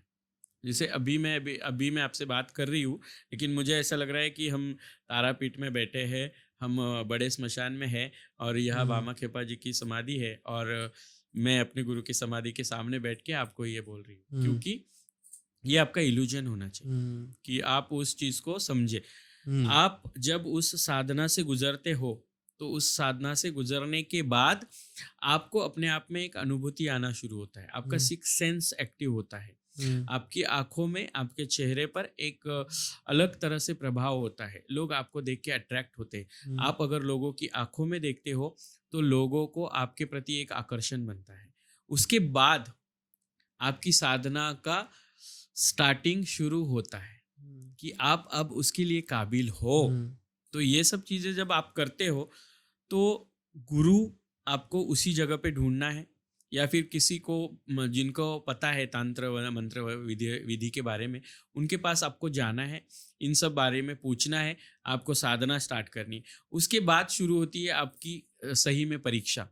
आपको ये जो मोह माया की दुनिया है ना, इसको त्याग करना पड़ता है। हम्म, पहले आप मोह माया की दुनिया को आप त्याग करो। हम्म, उसके बाद ये मोह माया आपको फिर से मिलने वाली है। देखिए, आप जब एक लेवल पे बन जाओगे ना, तो ये सब मोह माया आपके पास खुद चल के आने वाली है। हम्म, मैं बिना चप्पल के बदन पे एक ही कपड़े पे भी रही हूँ। हम्म, और स्मशान में रही हूँ, और स्मशान की आग पे जो मिलने वाला भीख का आटा है सभी को एक करके उसकी रोटी बना के उसी अग्नि पे, उस चिता की अग्नि पे भी सेक के खाया है। ये लोगों ने भी देखा है, लोगों को भी पता है। ये जानने से पहले आपको ये सब चीज़ों को किस तरह से आपको ये सब करना है ये पहले समझना चाहिए। फिर आप वो करो, वो करने के बाद आप दुनिया से परे हो जाओगे। खुद का जीना मरना आपके लिए मायने नहीं रखना चाहिए। उसके बाद आप तंत्र मंत्र विद्या इन सब चीज़ों की तरफ मुड़ोगे। आपका अभी तक अध्ययन शुरू नहीं हुआ है, आप उस प्रोसीजर में हो। उसके बाद जब आपको आदत हो जाती है कि मेरे लिए कुछ मायने नहीं रखता है, तब आपके गुरु आपको फिर मिलेंगे और आपके गुरु आपको बताएंगे कि इस तरह से आज तू मेरा शिष्य बनने के काबिल हुआ है। और उस वक्त वो आपको कुछ मंत्र तंत्र और विद्याओं के बारे में सिखाएंगे। होम हवन क्या होता है, कुंड क्या होता है, स्मशान क्या होता है, स्मशान जगाना क्या होता है, स्मशान में किस तरह से विद्या होती है, मंगल विद्या क्या होती है, अमंगल विद्या क्या होती है, भैरवी तंत्र क्या होता है, बगलामुखी तंत्र क्या होता है, शक्तिपीठ तंत्र क्या होता है, कामाख्या योनि कुंड क्या होता है, हवन कुंड क्या होता है, तांत्रिक कुंड किसे कहा जाता है, वैदिक कुंड किस लिए आता है, सात्विकता से हवन कुंड कैसे किए जाते हैं, वशीकरण कैसे होता है, तांत्रिक वशीकरण क्या होता है। आपको हर एक तरह से चीज धीरे धीरे धीरे धीरे सिखाई जाती है। उसके बाद आप उस चीज में जब गोता लगाना स्टार्ट करते हो, तो ये सब गोता लगा के जब आप बाहर निकलते हो तो आप खुद को कभी तांत्रिक नहीं कहोगे, आप खुद को कभी अघोरी नहीं कहोगे, आप बस उसके ज्ञाता हो। जब लोग आपके पास या आपको वो पूछने आते हैं तो आप एक प्रोफेशनल बाबा बनते हो और उन लोगों को ज्ञान बांटते हो, तो वो प्रोफेशनलिटी बन जाती है। लेकिन जब लोग मुझे मिलते हैं या लोगों को हम मिलते हैं तो उस लोगों के चेहरे पे देख के या उन लोगों की फोटो देख के, नाम देख के, हाथ देख के, बहुत सारी चीजें देख के जब आप बताना स्टार्ट करते हो ना, तब आपको पता चलता है कि हाँ मुझे तो समझ में आ रहा है। मतलब मैंने ये किस्से बहुत सारे अपने जीवन में भी अनुभव किया है कि मैंने किसी को बोला था, अभी लिटरली यही मुंबई का किस्सा है कि एक साउथ इंडियन फ्रेंड है मेरी, और मैंने उसको बोला था जब मैं वो मुझे अचानक से यूट्यूब के एक प्रोग्राम के लिए मैं गई थी, वहाँ पे मिली थी, और उसने मेरे साथ उसने कहा कि मैं आपको माँ नहीं बोलूँगी, मैं आपको दीदी नहीं बोलूँगी, मुझे आपका फ्रेंड बनना है। तो उसका नाम भी लक्ष्मी है। तो मैंने बोला अरे वाह, लक्ष्मी को लक्ष्मी फ्रेंड मिल गई। और उसने बताया कि मेरे घर में ऐसा है वैसा है, मुझे ऐसा तकलीफ होता है वैसा तकलीफ होता है। तो उसको मैंने बताया कि बेटा ज़्यादा दिन तक पता नहीं है, ये मेरे मुंह से निकला हुआ है, मतलब बेटा तुझे ज़्यादा दिन तक टेंशन लेने की ज़रूरत नहीं है, बस इतनी होली होने दे, होली के बाद तू इस सब दुखों से मुक्त हो जाएगी। जो उसके पति थे उसको बहुत तंग करते थे, दारू पीकर या बहुत सारी चीज़ें थी, उसको मारना पीटना ये सब होता था, और होली के दूसरे दिन उनका देहांत हो गया। और देहांत होने के बाद उस लक्ष्मी ने मुझे फ़ोन किया कि आपको पता है क्या हुआ है? मैंने बोला क्या? सुबह वो बीमार थे 2-3 दिनों से, अचानक उनको क्या हुआ पता नहीं, वो हॉस्पिटल में गए और आपने बोला था ना कि होली के बाद तू दुखों से मुक्त हो जाएगी। मैं पहली ऐसी पत्नी हूँ जो बता रही हूँ कि मेरे हस्बैंड ऑफ हो गए। हाँ, अभी मुझे कोई बोलने वाला नहीं है, अभी मुझे कोई मारेगा नहीं। ये ऐसा भी हुआ है। बहुत सारे लोग ऐसे हैं जिनको मैंने पहले से बोला है। ये क्यों बता रही हूँ कि आपका सिक्स सेंस एक्टिव हो जाता है। ना मैं तांत्रिक हूँ, ना मैं मांत्रिक हूँ, ना मैं अघोरी हूँ, ना मैं साधक हूँ। मैं बस भक्त हूँ। मैं बस अपने गुरु के विचारों पे चलती हूँ। मुझे गुरु ने दी हुई विद्या का अध्ययन और उसका रियाज बोलते हैं ना, हमेशा उसके बारे में सोचो, तब आप एक अलग दुनिया में जाते हो। इस स्पिरिचुअलिटी के लिए, इस आध्यात्मिक शास्त्र के लिए मुझे नेपाल सरकार ने डॉक्टरेट दी। क्यों? क्योंकि ये सब चीज़ें पता होनी चाहिए। जब आप खुद को गुरुवर्य बोलने वाले लोग बहुत हो गए हैं। मैंने खुद को कभी गुरु नहीं बोला। मैंने कभी, आपने देखा नहीं होगा कि मैं किसी इंस्टाग्राम या यूट्यूब पे बोलती हूँ कि मैं गुरुवर्य शिव लक्ष्मी। नहीं, लोगों ने आपको गुरुवर्य बोलना चाहिए। मैं आई साहब खुद नहीं बनी हूँ। लोग मुझे, मैं बोलती हूँ नमस्कार मी महामंडलेश्वर शिव लक्ष्मी, तो लोगों ने मुझे आई साहब कहना जब शुरू किया तो मेरे नाम के आगे आई साहब लगा। आप क्या हो ये आपको डिसाइड नहीं करना है, ये लोग डिसाइड करते हैं। क्योंकि आपकी सात्विकता, आपकी धर्म ज्ञानता और आपके चेहरे पर जो प्रसन्नता है वो देख के आपको लोग नाम देते हैं। आप कहेंगे कि थोड़ी देर पहले कहा कि कुछ तो लोग कहेंगे, और आप कह रही कि लोग डिपेंड करते हैं कि आप क्या है। तो ये बात भी मैं दोनों तरह से बताना चाहूंगी कि लोग कुछ भी कहेंगे तो उसको इग्नोर करके आप जीना जब शुरू करोगे तो वही लोग जो है आपको एक पोस्ट पे बिठाते हैं। आज इसी तरह से मैं एक पोस्ट पे बैठ गई। तो यही तंत्र मंत्र विद्या का सबसे मेन पॉइंट है कि खुद को खुद समझना बंद कर दो। जैसे आप काशी, यूपी, बिहार में जाओ, मैं नहीं कहा जाता है, हम कहा जाता है। तू नहीं कहा जाता है, आप कहा जाता है। जब आप मैं को छोड़ दोगे ना, तब आप हम बनोगे। जब आप हम बनते हो ना, तो हम मतलब मैं, मेरे साथ मेरे गुरु का ज्ञान, मेरे साथ मेरे इष्ट देव का आशीर्वाद, और मेरे साथ मेरे सभी इष्ट चिंतकों का प्यार है, तब हम हैं। और वो हम आपको तंत्र मंत्र विधि और इन सब चीज़ों में जोड़ता है और आप उस तरफ जाते हो। तो गुरुवर्य खुद को बोलने से कोई गुरुवर्य नहीं बनता है, खुद को अघोरी बोलने से कोई अघोरी नहीं बनता है। उसी तरह से किसी को गुरु करना चाहिए या किसको मैं गुरु करूँ, ये हम डिसाइड नहीं करते हैं, ये वो गुरु डिसाइड करता है कि ये मेरा शिष्य बनेगा। उनके दिल में होना चाहिए कि इसे मुझे शिष्य बनाना है, इसको सिखाना है। हाँ, आजकल लोग बोलेंगे कि आइए, किसको साधना का ज्ञान लेना है, मैं अघोरी साधना का तंत्र देता हूँ या मंत्र देती हूँ और मैं आपको अपना शिष्य बनाती हूँ। ये फेक जो चल रहा है ना, ये सब फेक चीज़ों के बारे में जब मैं बोलती हूँ ना, तो लोग मुझे ब्लेम भी करते हैं। लेकिन मुझे लगता है कि जो सच है वो बोलना चाहिए। फिर उसके लिए लोग मुझे ट्रोल करे या गोद में लेके घूमे, ये उनके ऊपर डिपेंड करता है। मैं कहती हूँ जो मुझे लगता है। उसी तरह से तंत्र मंत्र विद्याएं है, योग कामाख्या से आप यहाँ पे आएगी। मैं पर्सनली इनवाइट करती हूँ किस्से की टीम को कि कभी चलिए कामाख्या पीठ, योनि कुंड के बारे में मैं आपको दिखाऊंगी, कभी चलिए तारा पीठ। मैं ये बताना चाहता था कि लाइक ये सब मेरा जर्नी है ना, मतलब प्रॉपरली मैं कामाख्या गया था, तो अचानक से ये सब बोलने नहीं जाती चीजें, बट माँ जैसे कोई तो दिखा मुझे, सुनहरे फुल गोल्डन 10 हाथ लेके मेरे को बोली आ। एंड मैं 1 वीक में टिकट करके मैं निकल गया वहाँ पे पहुँचा।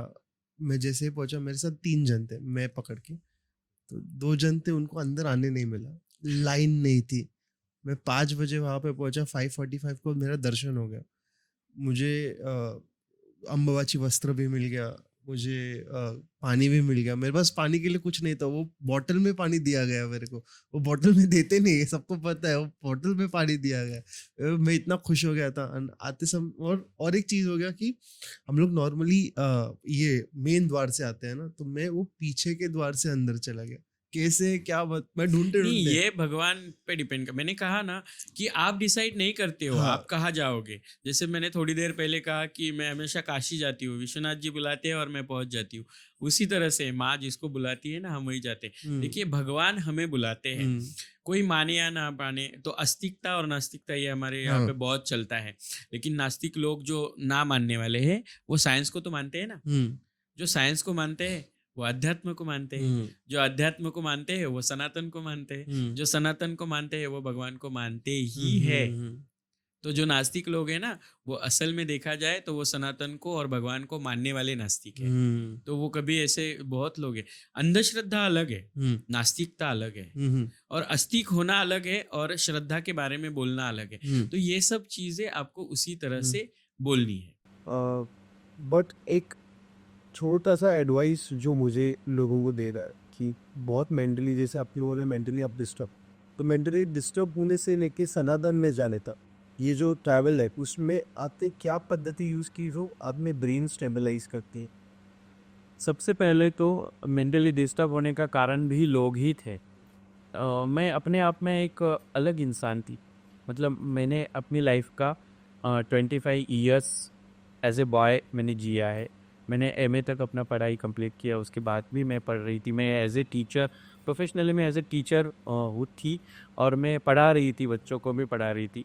और उसके बाद मैंने जब ट्रांसफॉर्मेशन किया, मेरी तो डिमेंस सर्जरी की, उसके बाद फैमिली से मुझे सपोर्ट मिला, लेकिन बाहर के लोगों की तरफ से मुझे अवहेलना मिली। और अलग तरह से लोगों में ये सब चीज़ें आ रही थी कि इतने बड़े ख़ानदान की लड़का है और ये सब किया, ये वो। तो मुझे ना बहुत सारा टॉर्चर होता था और मुझे अपने आप में कभी लगता था कि यार इससे अच्छा मैं नहीं बनती तो अच्छा होता, या फिर मैं अपना टीचिंग प्रोफेशन आगे करती। मैं डांस टीचर थी तो मुझे लगा मैं वो डांसिंग का करियर आगे है करती। तो मैं सो नहीं पाती। मतलब मेरे सोशल मीडिया पे, टिकटॉक पे लोगों के जो कमेंट्स आते थे ना, वो पढ़ पढ़ के मुझे रात रात भर नींद नहीं आता था। मतलब लोग मेरे बारे में ये बोल रहे हैं, लोग मेरे बारे में वो बोल रहे हैं। ये मेंटली सब मुझे इतना डिस्टर्ब कर दिया था ना, तो मैं कुछ भी सोचती थी तो मैं हमेशा रात को 2-3 बजे भी अगर मैं उठती हूँ तो पहले मैं मोबाइल पे दिखती थी, मुझे कुछ गंदा तो नहीं बोला गया है, मुझे कुछ बोला तो नहीं गया। ये देखा गया कि एक लड़का जब ट्रांसफॉर्मेशन करके एज ए शिव लक्ष्मी बनता है और उसके बारे में कुछ बोला जाता है। तो मैं बहुत सालों तक ये सब कर रही थी।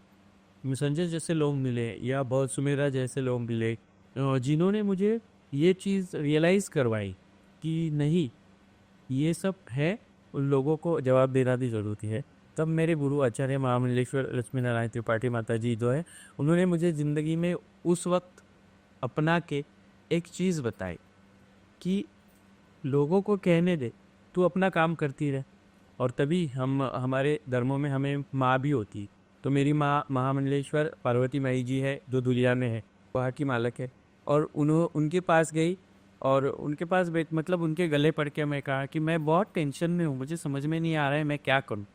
तो उन्होंने बस ये कहा कि बेटा तू फेमस हो गई है ना, तो फेमस होने वाले लोगों को बदनाम करते हैं, जो बराबरी नहीं कर सकता है ना वो बदनाम करता है। बस यही वाला डायलॉग उनका और मेरे गुरु ने कहा था कि तू करती रहे, पीछे मत देख। ये दोनों चीज़ें, ये दोनों डायलॉग्स थे कि ये मेरे लिए बहुत मोटिवेशनल थे, इंस्पिरेशन थे कि ये लोगों ने भी सुना होगा ना, जैसे हमारे गुरु ने भी ये सुना होगा, मेरी माँ ने भी ये सुना होगा। देन आफ्टर संजय जी ने मुझे कहा कि उन्होंने बोला है ना, मैं तेरे साथ हूँ, तू स्टार्ट। बस वहाँ से मैंने रोज़ अपना ध्यान स्टार्ट किया। मैंने सभी चीज़ें जो पहले जो मेरे गुरु थे उनको मैंने याद किया, आह्वान किया। उनको मैं जब काशी में भी गई तो उनको मिली, या फिर उनके जो मतलब उनका विग्रह स्वरूप ही था कि जिसको मैं मिली थी, प्रतीकात्मक स्वरूप था, वो तो रियल में थे नहीं अभी। तो वो मुझे मिले, या फिर उन्होंने कुछ चीज़ें बताई, या फिर वो अचानक से सपने में आते हैं, या माँ का सपने में आना है। ये सारी चीज़ें मुझे स्टेबल करती गई। मैं जब स्टेबल हुई तब मैं किन्नर अखाड़े में महंत बनी थी 2017 में। 2017 में मुझे किन्नर अखाड़े में धुलिया में महंत घोषित किया गया था। और उसके बाद मैं काम करती रही कि मैंने सोचा कि अभी मुझे महंत बनना है, तो मुझे महंत बन के काम करना है, तो मैं ये काम करती रहूँगी। तो मैं सभी प्रोग्राम्स को अटेंड करती रही। धार्मिकता के बारे में पहले से स्टडी था तो उसके बारे में लोगों को बताने लगी। और आज मुझे लगता है कि एज ए महामंडलेश्वर जब मैं यहाँ तक पहुँची हूँ, तो महंत के बाद मैंने जो अपना जर्नी स्टार्ट किया था, अपने गुरु को देख के, मेरी गुरु की भी एक स्ट्रगल लाइफ रही है, मेरी माँ की भी एक स्ट्रगल लाइफ रही है, और ये सब देखते हुए मैंने आगे बढ़ना शुरू किया, लोगों को बताना शुरू किया। इससे पहले मैं लोगों का सुनती थी और वो दिमाग में लेकर डिस्टर्ब रहती थी। अभी मैंने लोगों को बोलना स्टार्ट किया कुछ सालों पहले। जब मैं लोगों को बोलना स्टार्ट करती हूँ तो लोग सुनना भी चाहते हैं, और धीरे धीरे लोग सुनने लगे और लोगों को पता चलने लगा कि नहीं, ये ऐसी चीज़ें भी होती है। तब मैंने लोगों को बताया कि देव, दानव, यक्ष, गंधर्व, किन्नर ये उपदेवता होते हैं। मैं अपने आप को उपदेवताओं में मानती हूँ, आप मानो या ना मानो। वहाँ से जो स्टेबल लाइफ शुरू हुई, मैं धीरे धीरे आगे बढ़ी। और किन्नर अखाड़े में महामंडलेश्वर पद तक मेरा बहुत जगह से मतलब स्टडी मेरा देखा गया, मेरा काम देखा गया। जैसे मैं ट्रांसजेंडर्स के लिए काम करती हूँ, विडो महिलाओं के लिए काम करती हूँ, सामाजिक बहुत सारा काम करती हूँ, वो भी देखा गया। मैं धर्म के लिए क्या क्या करती हूँ, मंदिरों के लिए या किसी धर्म संस्था के लिए क्या करती हूँ, वो देखा गया। धर्म के प्रचार और प्रसार के लिए मेरा क्या कंट्रीब्यूशन है वो देखा गया। और मुझे तब 2022 में महामंडलेश्वर घोषित किया गया। मुझे आज भी डेट याद है कि मुझे 23 मई 2022 में मुझे दिल्ली में महामंडलेश्वर घोषित किया गया। वहीं पे बालाजी मंदिर में मेरे हाथों से रुद्राभिषेक करके मुझे महामंडलेश्वर घोषित किया गया था, महाराष्ट्र के एक डिस्ट्रिक्ट का। और उसके बाद मैं महामंडलेश्वर बन के काम करना जब स्टार्ट की कि मुझे अभी महामंडलेश्वर के पट्टाभिषेक तक मुझे ये लोगों को दिखाना था कि मैं इसके काबिल हूँ, क्योंकि मुझे घोषित किया है। उसके बाद में जो काम करती रही, और ये मेरा उसके बाद का पहला कुंभ था कि प्रयागराज में 144 साल बाद, कि जब मेरा स्वयं का मेरे गुरु ने मुझे बुलाया और बोला कि तेरा पट्टाभिषेक है 20 जनवरी को, और आज मुझे डेट नहीं पता है, आज बुलाया, आज बोला कि तुझे शाम को रेडी रहना है, तेरा पट्टाभिषेक है, अभी तू साथ में जाएगी, स्वयं का पिंडदान करेगी और शाम को तेरा पट्टाभिषेक है। सही। आई एम लिटरली, मैं हैप्पी हो गई कि अरे मेरा पट्टाभिषेक है, मतलब मैं अभी एक ये हो रही। तो मेरे गुरु ने कहा कि इंटरनेशनल किन्नर अखाड़े के लिए तू महाराष्ट्र से महामंडलेश्वर घोषित की जाती है और तेरा शाम को पट्टाभिषेक है। तो शिवलक्ष्मी जी, आप महामंडलेश्वर बन रही है, आप जाइए, स्वयं का पिंडदान करके आइए। और वो सब वीडियोस के माध्यम से मैंने लोगों को दिखाया। मैं एक डिस्ट्रिक्ट की महामंडलेश्वर से महाराष्ट्र की या इंटरनेशनल किन्नर अखाड़ा की महामंडलेश्वर बनना, ये अपने आप में अलग चीज थी। ये मैं कर पाई अपने माइंड के स्टेबल की वजह से। अपना एक एम रखिए और एक ऐसी व्यक्ति रखिए कि जिनको देख देख के आप जीना सीखे। तो मैं अपने गुरु और अपनी माँ को देख के जीना सीखी हूँ। और संजय जी के साथ मैं मतलब कंधे को कंधा लगाते हुए मैं ये बातें लोगों को बताती रही हूँ कि नहीं, मैं ये हूँ, आप एक्सेप्ट करो या ना करो। जो मुझे महामंडलेश्वर मानता है वो माने, जिनको धर्म का ज्ञान ही नहीं है वो ना माने, तो उनकी वो प्रॉब्लम उनकी है। क्योंकि न्यू जनरेशन को महामंडलेश्वर पता नहीं है, पट्टाभिषेक पता नहीं है, तो कमेंट्स तो आएंगे, तो उसको ओम इग्नोराय नमः करके आगे बढ़ना है। ये मैंने कुछ सालों पहले सीखा और वहां से मेरा जर्नी स्टार्ट हुआ कि मुझे आई साहब मेरे शिष्यों ने बनाया। मेरा सबसे बड़ा जो चेला था, शिष्य था, राजलक्ष्मी। मेरे चेलों के नाम मैंने वैसे ही रखे हैं, राजलक्ष्मी, वैभव लक्ष्मी, कृष्णा लक्ष्मी, विशाखा लक्ष्मी, गंगा लक्ष्मी, गनु लक्ष्मी। इस तरह से मैंने नाम रखे हैं मेरे चेलों के। तो वही चेलों ने मुझे आई साहेब बोला। मुझे चेले गुरु बोलते हैं तो मुझे पसंद नहीं आता है। मैं उनको बोलती थी कि आपको जो लगे लगे। मेरा जेठ चेला मुझे आई साहब बोलता था, तो मेरे सारे चेले आज भी मुझे आई साहब कहते हैं और उनको देख के सारी दुनिया मुझे आई साहब कहती है। तो ये मेरे चेलों ने दी हुई पदवी है मुझे। और वो सागर से शिवलक्ष्मी, शिवलक्ष्मी से शिवलक्ष्मी आई साहब, और शिवलक्ष्मी आई साहब से महामंडलेश्वर शिवलक्ष्मी, और अब महामंडलेश्वर डॉक्टर शिवलक्ष्मी आई साहब, श्री श्री 1008 स्वामी डॉक्टर शिवलक्ष्मी आई साहब। ये इतना बड़ा बनना, ये अपने स्टेबिलिटी पे डिपेंड करता है। आप किसी को देख के जियो, आप किसी को अपना आइडियल रखो। तो मैं ये सब माइंड में बाजू करती हूँ, देखती हूँ। अभी भी हमारे किस्से के पॉडकास्ट पे जो वीडियो जब आएगा तो उस पर बहुत सारे कमेंट्स भी आएंगे, बहुत सारे पॉजिटिव होंगे, बहुत सारे नेगेटिव होंगे। जो इसके पहले के भी मैंने पॉडकास्ट देखे, लोग नेगेटिव भी बोलेंगे, पॉजिटिव बोलेंगे। ये उनका थिंकिंग है। ये अगर हमने सोचना स्टार्ट कर दिया तो उनके कमेंट से हमें फर्क नहीं पड़ेगा।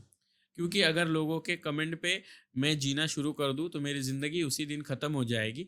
इसीलिए कमेंट पढ़ने से ज़्यादा मैं खुद को क्या समझती हूँ, मैं क्या हूँ, ये लोगों को बताने से ज़्यादा लोग मुझे मानना शुरू कर दे, ये मेरी ज़िंदगी का सच तब से शुरू हुआ। और आज मैं श्री श्री 1008 महामंडलेश्वर डॉक्टर शिवलक्ष्मी आई साहेब बनी हूँ। मेरे नाम के आगे स्वामी लगता है, श्री श्री 1008 लगता है, महामंडलेश्वर लगता है, और शिवलक्ष्मी के आगे आई साहेब लगता है।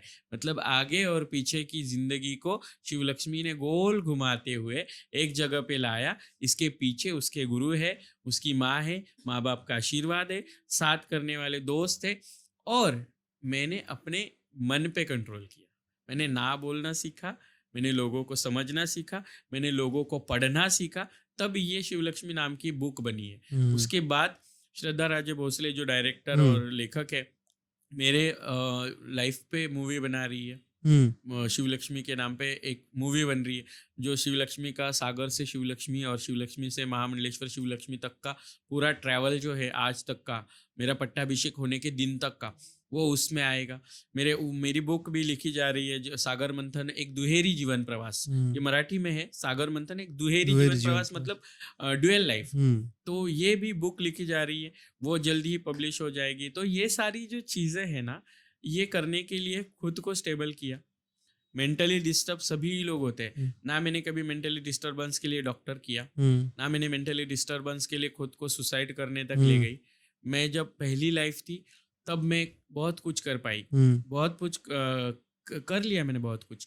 अभी जो कुछ सालों पहले से मेरी लाइफ शुरू हुई है, जिस दिन मैं ट्रांसजेंडर सर्जरी करके शिवलक्ष्मी बनी, उस दिन से मैंने अपने आप को एक अलग ढांचे में ढाल लिया है। हम्म, और लोग अभी मुझे माने या हम्म। ना माने, समझे या ना समझे, मैं शिवलक्ष्मी हूँ। Nice. So that is it for today. I hope you guys like the episode. अगर पसंद आ गया तो you know what to do. Like करना है तो करो, वरना मत करो. It is not an compulsion. But if you want to talk to Aisab, you can go to her profile. आप जाके directly contact कर सकते हो. नीचे contact number मैं डाल दूंगा. आप डायरेक्टली बात भी कर सकते हो. कुछ भी कंसल्टेशन लेना है या फिर कुछ करना है या फिर कुछ भी एडवाइस लेना है तो आप फ्रीली जाके बात कर सकते हो. So that is it for today. तब तक के लिए bye bye. Take care. Shaba care. Take care. Whatever it is. Till then, see you next time. Shri Matre Nama Adesh. घंटा जय झाली. श्री महाकाल। देवाची.